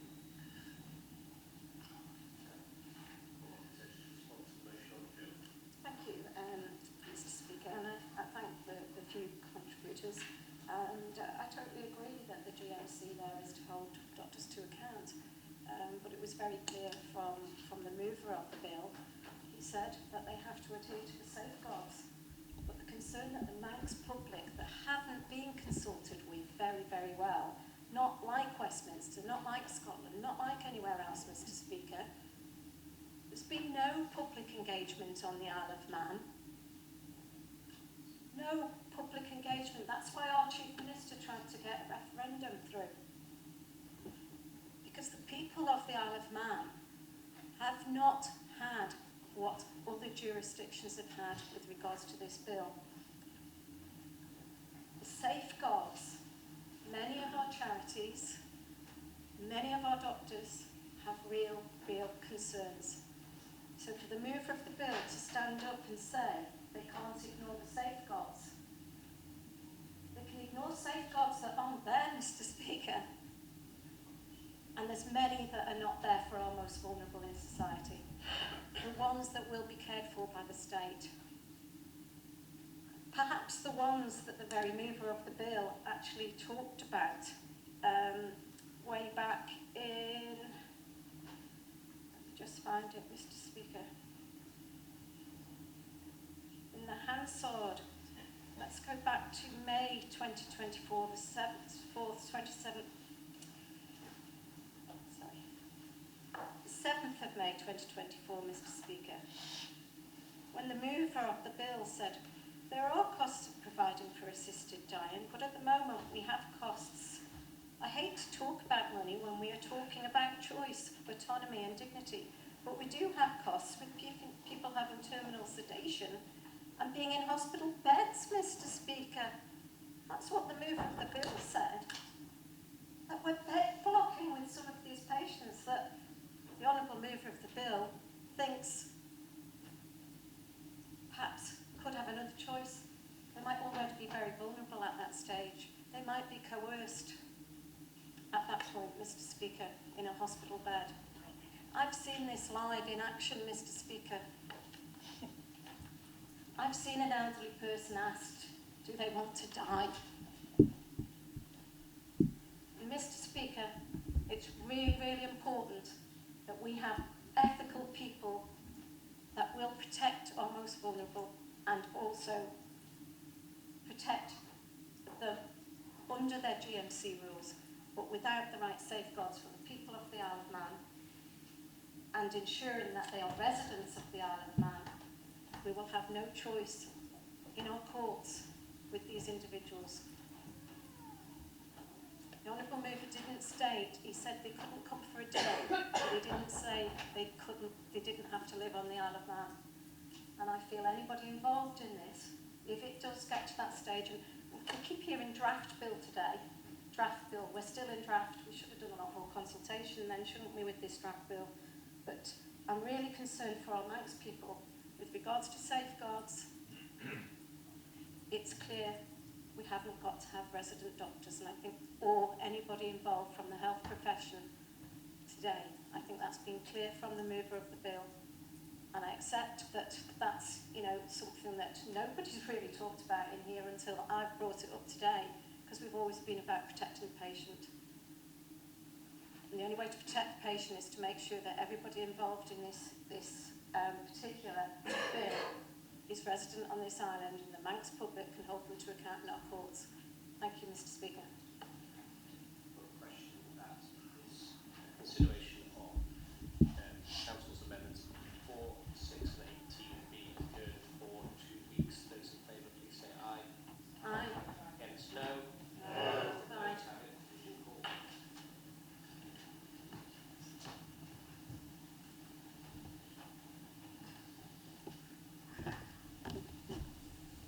5-4-18 against, the noes have it, the noes have it. Call the next speaker in this debate is Lord Brennan. Thank you, Mr. Speaker. Actually, I thought very helpful comments made by Young Member Mr. Thomas in terms of what this bill does and doesn't do. So my reason for not supporting this proposed amendment is because it is in effect seeking to link in the point around needing to be registered with a GP practice, when in fact the whole rest of the bill is completely silent on how any service is to be provided. So it's a bit of a non-thing, except it would be, except in effect what will happen is that it will make it more, more attractive for people to come to the Isle of Man to register with a GP for this purpose. I don't think it's the sort of message that should be sent, and again, the bill isn't providing for NHS provision of assisted dying. It's been much alluded to that is the intent.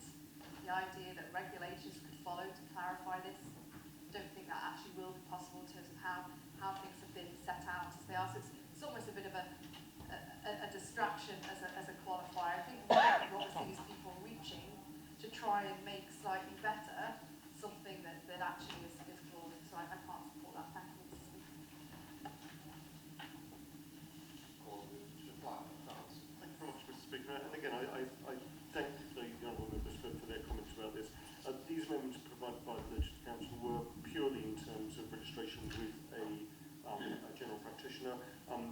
discussed whether that would be a barrier at all in terms of this. But when you link this with the residency criteria, which we're about to talk about another amendment, I think these make it quite clear that this is a service to be provided just to Manx residents and those who've been here for some time and are registered with a GP, and that provides that access to medical records and continuity of care that I think a lot of people really wanted as a safeguard going forward. So with that, Mr. Speaker, I'd like to move that amendments 4, 6 and 18 are accepted by the House.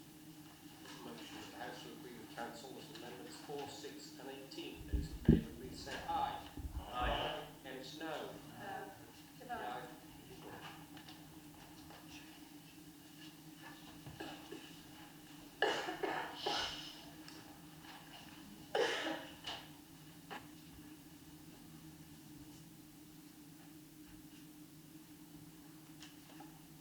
17 for, 6 against. The ayes have it. Sorry, I've written the wrong way. The comments will be on the Hansard I was near so. Barbara. Probably change the result. The position therefore carries 17 for, 6 against. Let's turn to amendment number 4. Thank you, Mr. Speaker. Amendment 5 changes the residency criteria. In the original bill, this was set at 12 months, but in their report, the House of Keys Committee concluded that the requirement for a patient to be ordinary resident on the island for not less than 1 year was insufficient and supported bringing forward an amendment to extend this to 5 years. Whilst I can understand the wish of the Legislative Council to allow for a degree of greater flexibility with respect to people who have recently returned to live in our island, the drafting of the amendment means that an individual must be resident for no less than 1 year after the diagnosis is made, rather than prior. This would conflict with clause 5, in that a person should be reasonably expected to die within 12 months and has to be resident for more than that period. Whilst the move of this amendment recognised this was not the intention during the meeting held between the branches on the 11th of February 2025, I beg to move that the House disagrees with this amendment, both in that it directly contradicts the deliberations of the House of Keys and that it is unworkable in practice. Thank you. Thank you, Mr. Speaker. I second the reserve my remarks. Thank you, Mr. Speaker. On this particular point, I'm glad the mover of the bill is actually asking the House not to accept the recommendation from Council. I think I go back to the fact that I really do see the 5-year residency as a stopgap until, you know, the UK as a whole looks at this particular topic and we all start to align ourselves across the British Isles and in the Channel Islands and the Isle of Man. But on this particular point, I wanted just to emphasise again that the committee looked at this at every single clause of this bill at length, and under conclusion 4, the committee concluded, as the mover of the bill just said, the committee concludes that the requirement for a patient to be ordinary resident in the island for not less than 1 year is insufficient and supports bringing forward an amendment to extend this to 5 years. I really do think this is a very important piece of this legislation, and I would ask honourable members to support voting down Legislative Council's amendment. Thank you. Thank you, Mr. Speaker. Yesterday I was struck actually by one of the very first questions that was put to prospective members of the Legislative Council, and that question asked them to identify legislation that they thought had gone through with unintended consequences that could have been better dealt with. Many of them spoke as an example of the assisted dying bill, and indeed that this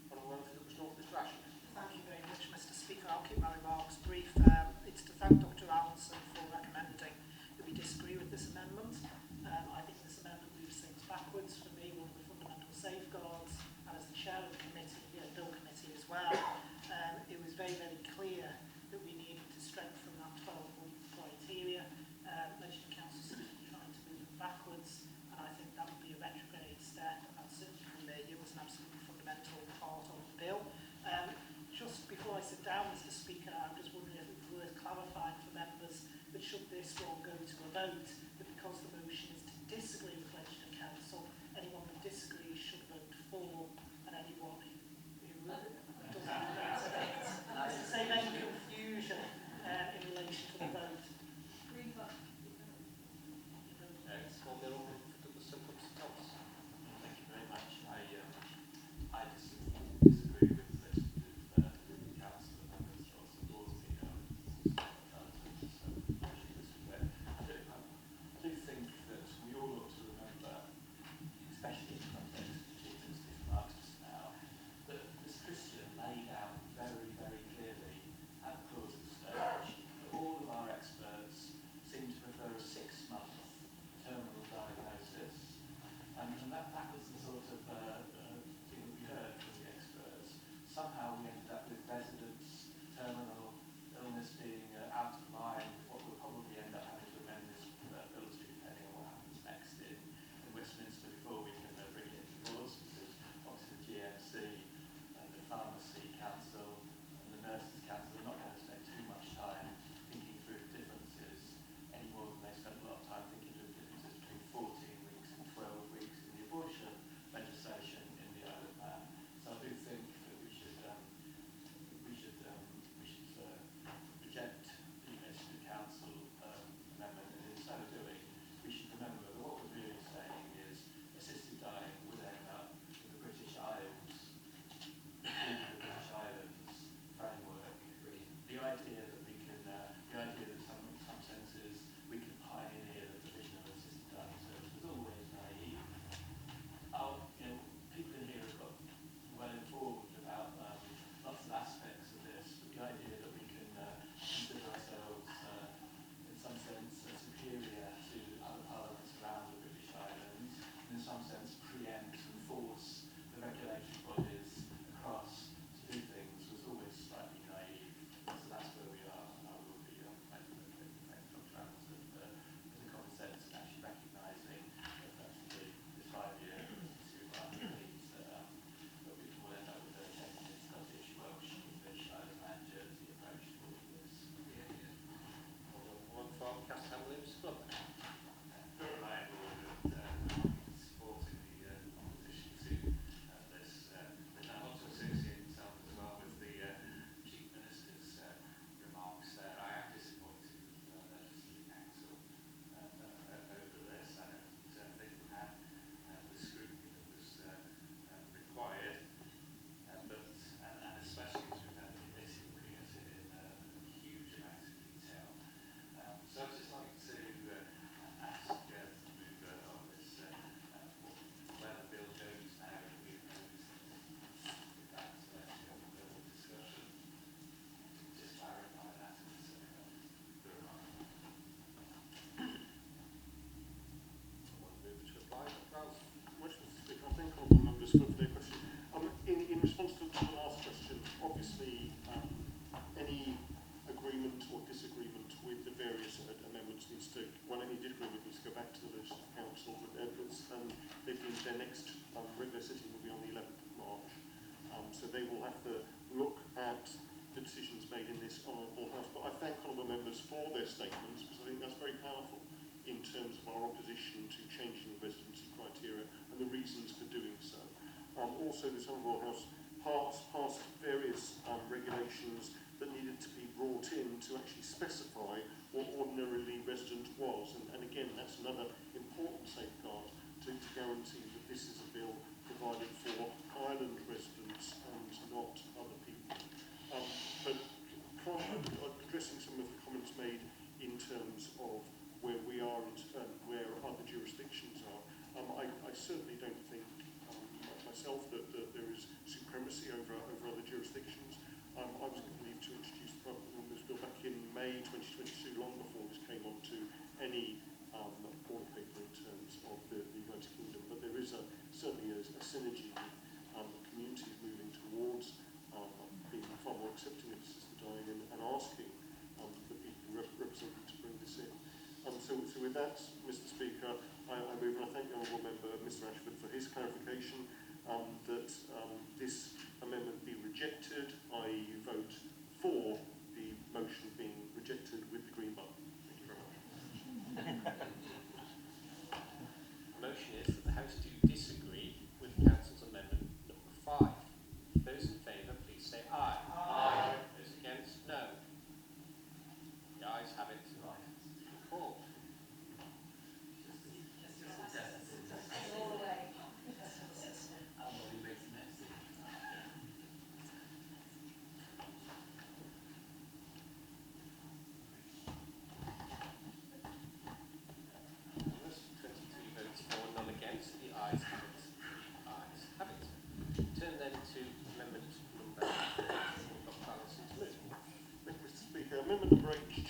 made to must in respect of clause 6b, and a requirement where either the attending doctor or independent doctor has doubts as to the capacity of the person who's made the decision to end their own life, they must ask a registered psychiatrist for their opinion as to such capacity.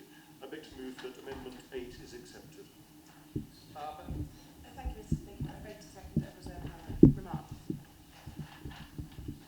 Thomas? This is a great amendments to the two amendment that was moved unsuccessfully in the housing key. I moved it. I think even others have spoken on behalf of the amendment I was moving. In other words, it can there be any situation in this assisted dialogue where the doctor wouldn't always go to a psychiatrist. In other words, now we have it's mandatory for the psychiatrist to whenever the doctor has any doubt. My amendment was to have the doctor always consult with the psychiatrist. Does the move of the bill think in actual fact, because we're talking about very few cases, a very serious matter, that in actual fact, psychiatrist's opinion will always be sought by responsible and reasonable doctors. To reply? Thank you very much, Mr. Speaker. I thank the Honourable Member for his comments. And again, clause 6.8 says, where either the attending doctor or the independent doctor has doubts as to the capacity, as you said. I think in terms of assessing capacity, you can have three sort of different junctions. You either say somebody definitely has capacity, definitely doesn't have capacity, which is a judgment, and with the full implementation of the Capacity Act, the law will be clearer in terms of that. But where there's doubt, it says they must consult a psychiatrist. I think where the two doctors involved are quite clear that the person has capacity, we're quite clear the person does not have capacity, that extra assessment is probably unnecessary. And with that, Mr. Speaker, I beg to move that the amendment number 8 is accepted. The motion of the House to agree with Council's amendment number 8. Those in favour, please say aye. Aye. Against no. The ayes have it. The ayes have it. Amendment 10, Dr. Arnson. Thank you, Mr. Speaker. Amendment 10 changes clause 7.8 of the bill, removing the requirement that the assisting health professional be in close proximity to the person after they've ingested the approved substance, and substitutes the strict criteria that the person must not be left alone at any point before they die. I would argue that this amendment is unnecessary and indeed unworkable, especially if the process of assisted dying fails. Whilst it would be advisable for another person to be present with the person who's ingested the approved substance for a range of reasons, the absolute stipulation that the person must never be left alone is, in my opinion, too restrictive. I beg to move that the House to disagree with the Council's amendment number 10. Mr. Barber? Thank you, Mr. Speaker. I beg to second and reserve my remarks. Callum? Thank you. Well, actually, I am going to agree with the City Council. The state effectively now is administering death and is effectively allowing poison to be induced by an individual, and they have a responsibility to that individual. Being in close proximity is open to big interpretation. If something were to go wrong during that process, it's highly possible that no one would be aware that that process had gone wrong for some considerable time. That individual may be left in considerable pain. They may not be aware. The health professional who is effectively responsible for the administration of drugs may not be aware that those drugs perhaps have been ineffective, have not worked as they should have worked. What is the timescale attached to the individual being in close proximity? What does that actually mean? I think there is a responsibility from a state perspective, if the state is going to be now concerned with death, that responsibility for being present to oversee that and to ensure that that is done efficiently and effectively as we have intended, or as those who are supporting the bill intend, that is done properly. Close proximity is a bit of a nothing statement when you reflect on it. There are many dangers, of course, as we know.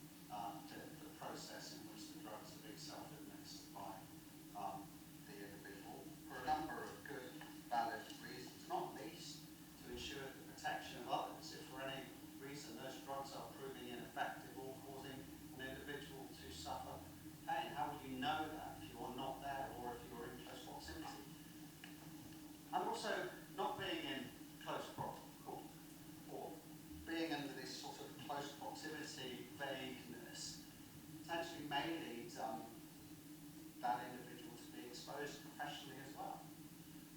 If there is something that goes unduly wrong with the process, or if another person enters the room. You know, what is actually going on around the safeguarding of the individual who's ingested the drugs? It's very exposed. That professional potentially is very exposed. I think the Legislative Council have got this right. I think the patient should not be left alone. That the individual responsible for overseeing the administration and self-administrations of the drug should also be present in the room and should be accountable for actions that happen during that process. What move to apply? Thank you very much, Mr. Speaker. And I thank the honourable members for their comments. Again, I would take exception with the idea that the state is concerned with death. I mean, what this bill is all about is people who are facing a terminal illness, facing an imminent death, and trying to give them the autonomy and the dignity that they ask for. In terms of the amendment, the version that was sent to the Legislative Council from the House of Keys was quite clear that the assisting health professional must remain with the person until the person has self-administered the approved substance and died, or is determined that the procedure has failed, or decided not to self-administer. This amendment then says, for the purposes of subsection 7, a person who has self-administered an approved substance must not be left alone at any point. It doesn't specify that it should be the health professional, it could just be anyone. And actually, it should be almost anyone. With hospice, I think there's no stipulations that there has to be somebody there at all times, and yet relatives will often stay with people day and night, looking after them. But to put this in primary legislation that you must have somebody there at all times, and theoretically it would be an offence to leave somebody just alone for 5 minutes, seems draconian and really quite harmful for the families and the carers involved. So with that, Mr. Speaker, I beg to move that the House should disagree with the Council's amendment number 10. For the question that the House to disagree with Council's amendment number 10. Those in favour, please say aye. Aye. Against, no. Aye. The ayes talk.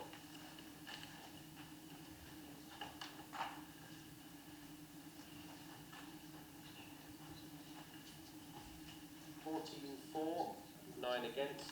The ayes have it. The ayes have it. Turn then to Amendment 11. Call on Dr. Arnson to move. Thank you, Mr. Speaker. Amendment 11 adds the stipulation in clause 10 that guidance and training must also assist healthcare professionals in recognising behaviours that might amount to coercion or duress under this Act. Evidence was given to the Legislative Council the need for additional training across health and social care on the recognition of coercion regarding a whole range of issues, and I beg to move that Amendment 11 be accepted. The move of this amendment later noticed a slight divergence in the language used with other parts of the bill, and so there is an amendment in my name to replace the words coercion or duress with coercion, duress or undue influence. With that, Mr. Speaker, I beg to move that Amendment 11 be accepted. Just to be perfectly clear, the motion that I have on the order paper is that the House to make Amendment A to the Council's amendment. So just to be perfectly clear, it is the motion as amended. Mrs. Barr. Thank you, Mr. Speaker. Thank you, second, Ms. O'Mara. Ms. Lord-Bennett. Really just to remind the House, as we've heard at length, that it's very difficult to identify coercion in the way that's been described. So the idea that we can somehow pad this out with, with trading additional words in the Act in this respect is just something that's not reflected by the professional and medical review. I suppose it's worth saying to honourable members of the wider public that there's a difference between the Westminster legislation and the our Isle of Man assisted dying legalisation legislation is in terms of the sort of people who are involved in this process.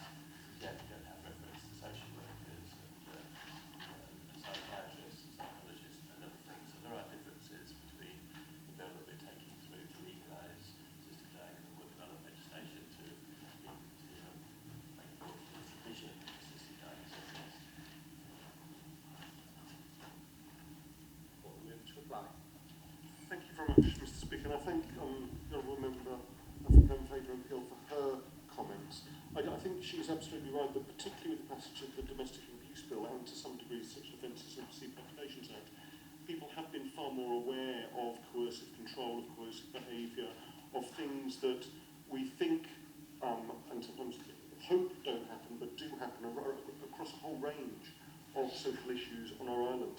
And I think that the adequate training for professionals, which is what this amendment specifies, is absolutely right going forward, in terms not just of assisted dying, but across the wider piece, in terms of people who may be vulnerable and subject to abuse. And again, in answer to some of the other comments, our legislation is different. It's passed by Timor, it's not passed by Westminster, it's not passed by Jersey, it's not passed by Scotland, and so there will be some differences there. But I thank honourable members for their time, scrutiny and effort, and also honourable members of the Legislative Council for their deliberations. And with that, Mr Speaker, I beg to move Amendment 11 as amended be moved.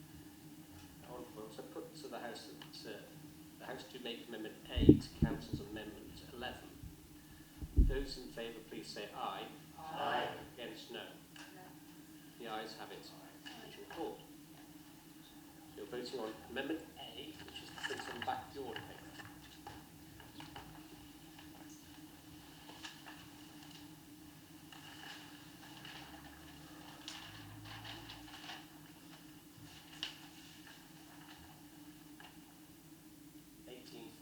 Against, the ayes have it.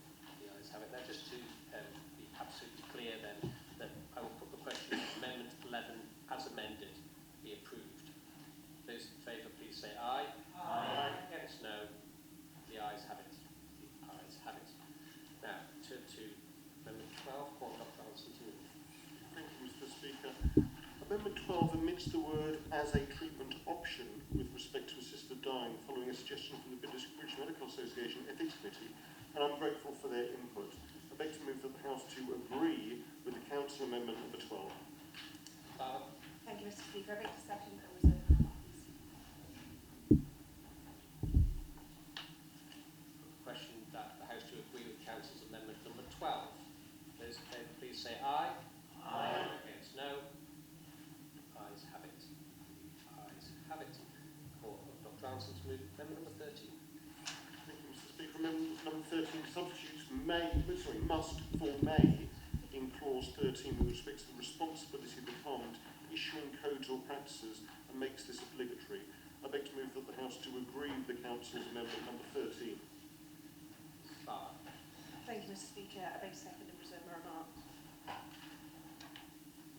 Put the question that Amendment 13 be agreed with. Those in favour, please say aye. Aye. Against, no. The ayes have it. The ayes have it. Amendments 14 and 15, Dr. Alison. Thank you, Mr Speaker. Amendments 14 and 15 add the requirements for codes or practice relating to the analysis and review of all monitoring reports produced in connection with the operation of assisted dying. I beg to move that the House to agree with the Council's Amendment numbers 14 and 15. Thank you, Mr Speaker. I beg to second and reserve my remarks. Thank you, Mr Speaker. When the House of Keys was considering the aspects around code of practice, versus regulation versus things, requirements that could have been placed in terms of, a licence, for example, it's clear that the idea of a code of practice is the lightest touch you can go on any of this at all. So I think that sort of by kind of going along with the idea of codes of practice, and in effect, Mr Speaker, it's a shying away from proper, sufficient, robust regulation. So I'm not going to be supporting it on that basis. Stops. Thank you very much. And I just want to support that assessment in terms of code practice being a very light touch regulation, but also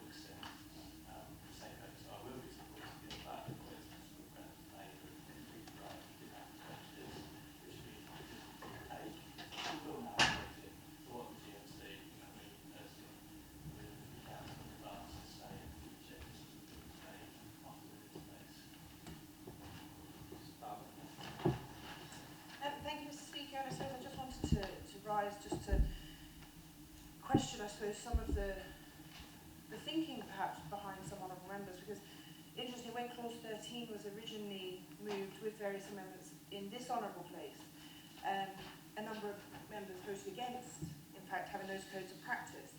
And we're now also seeing some people seemingly voting against additional areas to be covered within those codes of practice, which to my mind are safeguards within the bill, and yet we seem to have people who are arguing against the fact there aren't safeguards in the bill, actually actively seeking to undermine the safeguards that we're trying to put in the bill. And I'm just very confused. I just feel it's really important actually people understand the slight disconnect here between some of these decisions that are being taken, and actually I'm absolutely committed to having the right safeguards in the bill. I know that is the case for the vast majority of members in here, but there is just some very peculiar things happening in terms of bills, and I think it's inherent on all of us actually. It's our responsibility to get the piece of legislation to the best it can be, even if ultimately it's voted against in the end. And I think that's certainly an approach I've taken. Everyone in here obviously has the right, and I'm not questioning their right to carry out their business in their own way. It just seems bizarre to me that there are some safeguards that we seem to be seeing being argued against. I just wanted to put that on the record. Thank you. Thank you, Mr. Speaker. So, we are in here to make sure we're putting the best possible law through that we can. The honourable member that's just taken a seat said it's got to be the best it can be. But actually a code of practice, as other honourable members have said already who have spoken, is very weak. Mr. Speaker, it's not a safeguard. A code of practice is weak. I know we argued about this quite a lot during the clauses stages. However, a code of practice in medicine is weak. It's not. I know we're going to have the opportunity, if the regulations ever come forward, who's going to bring those regulations forward? So I only want to say that I would suggest having a code of practice is better than not having a code of practice. Thank you, Mr. Speaker, and I don't disagree with that. It is a starting point, but it's number 1 on a scale of 10, and let's have a number 10 for the Isle of Man and protect all of our individuals. This is about safeguarding the most vulnerable individuals, and code of practice is what it was, and we debated that long and hard. It means nothing, Mr. Speaker. That was very clear in the last debates. Thank you. Thank you much, Mr. Speaker. I hope all members for their comments. Amendment 13 was talking about code of practice and really bringing the must there. And these amendments just bring in the requirement for the analysis and review of all monitoring reports produced in the connection with the operation of this Act and the code of practice on that. But 13.2 is the crux of this, and the crux to some of the debates about how important code to practice, because it specifies before issuing a code under this section, the department shall consult such persons as it considers appropriate. And that's where the consultation with the healthcare professionals, the medical professionals, the nursing professionals come in to get code to practice that are actually appropriate for this island, but actually work to provide those safeguards that honourable members want. So with that, Mr. Speaker, I beg to move that the House do agree with Council's amendments numbers 14 and 15. On the question that the House do agree with the Council's amendments number 14 and 15. Those in favour, please say aye. Aye. Against, no. No. The ayes have it. Right, Commission call.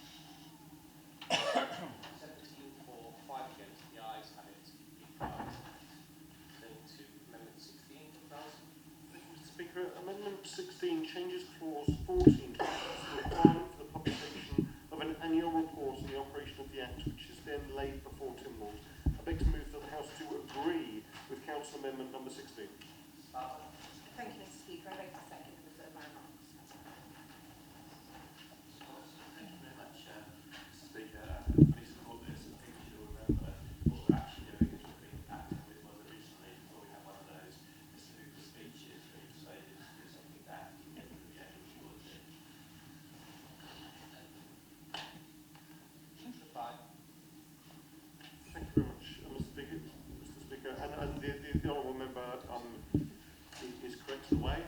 In the Legislative Council have looked again at what's passed by the keys and suggested going back to the annual report for that reason. Whether the annual report, as soon as the bill is brought into operation, hopefully in the future, contains a huge amount of information or not, is up to the operation of the eventual act. But I think it's absolutely right that we follow best practice in terms of an annual report for how this sort of legislation is implemented. So with that, I'd like to move for the House to agree with the Council's amendment number 16. With Council's amendment number 16. Those in favour, please say aye. Aye. Against, no. The ayes have it. The ayes have it. Amendment 20. Thank you, Mr. Speaker. Amendment 20 to the schedule adds the requirement for the occupation of the witness to be recorded. In discussion with other members, this was seen as unnecessary and bureaucratic, and so I beg to move that the House to disagree with the Council's amendment number 20. Thank you, Mr. Speaker. I raise a second and reserve my remarks. Although now we have an annual report, there's got to be something to report on annually. I think the Legislative Council thinking around this was we should know. We should be able to see into what's happening, to understand what sort of people are witnessing, so that we can monitor what's going on, we can see any trends that we need to respond to politically. So nobody's presented the Legislative Council's case in this, and I think that was, if I remember correctly, that was because the case when she moved this amendment entirely bureaucratic in man terms, because we're only talking about a handful of cases a year, and we're just saying that there should be statistical data about the sorts of people who are providing witnesses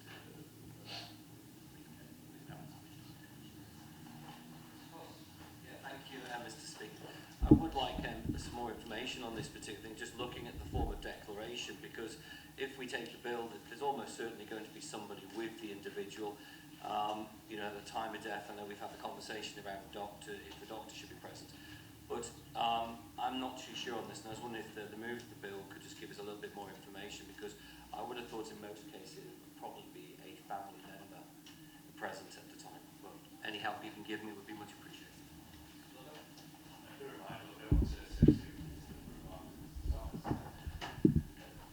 We all know this is going to become now legislation, and we're not arguing about that, but we're trying to get the best legislation that we can through this House. That's a duty on all of us, whether we're in favour or opposed to this bill.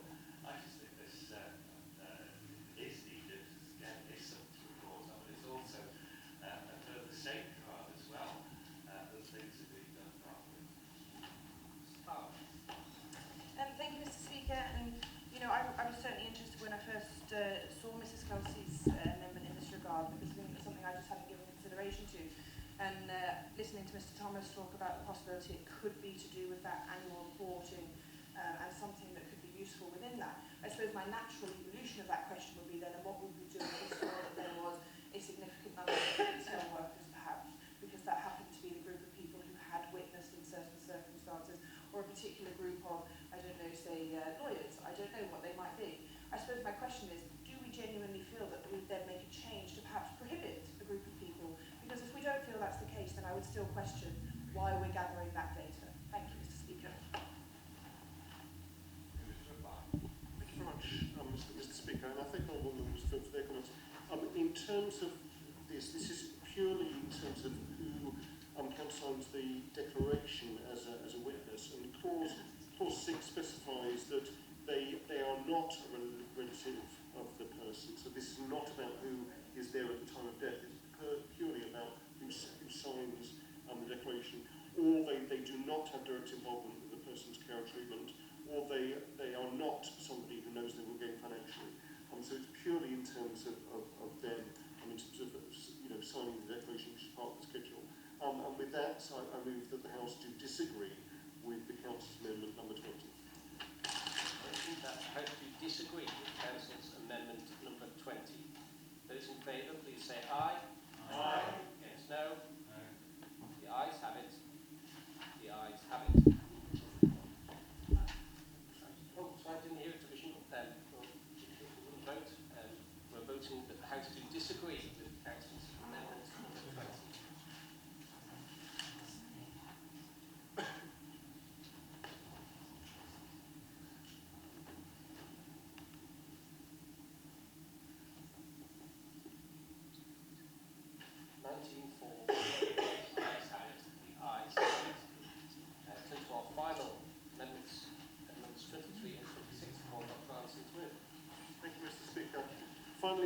23 and 26 stipulate that in the schedule, the GMC reference number of the attending doctor and the independent doctor is recorded.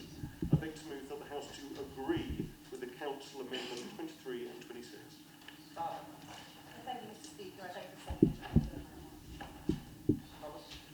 Very much, Mr. Speaker. I do agree with this amendment for the benefit of future just remind us why it's going to the doctors who have the GMC, not just the ones who have the could be involved by psychiatrists and nurses, making it very clear that the member gave in the Brooks which is information.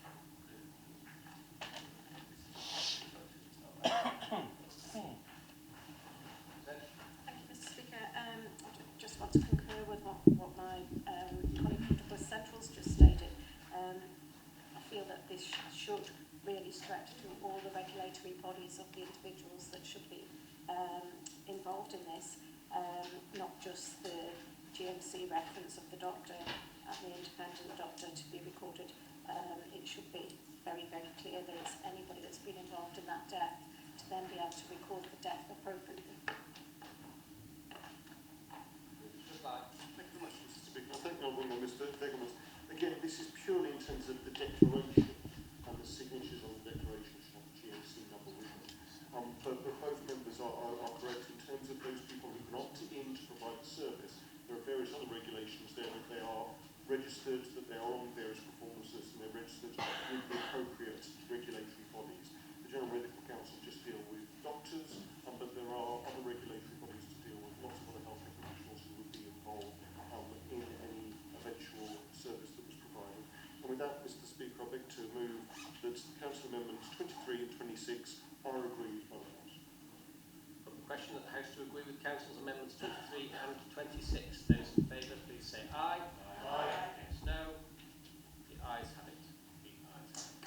That concludes consideration of Council's amendments. And just to advise that in accordance with Standing Order 414, the House's decisions will be communicated to Legislative Council for their further consideration. There being no other business put before the House, we stand adjourned until our next sitting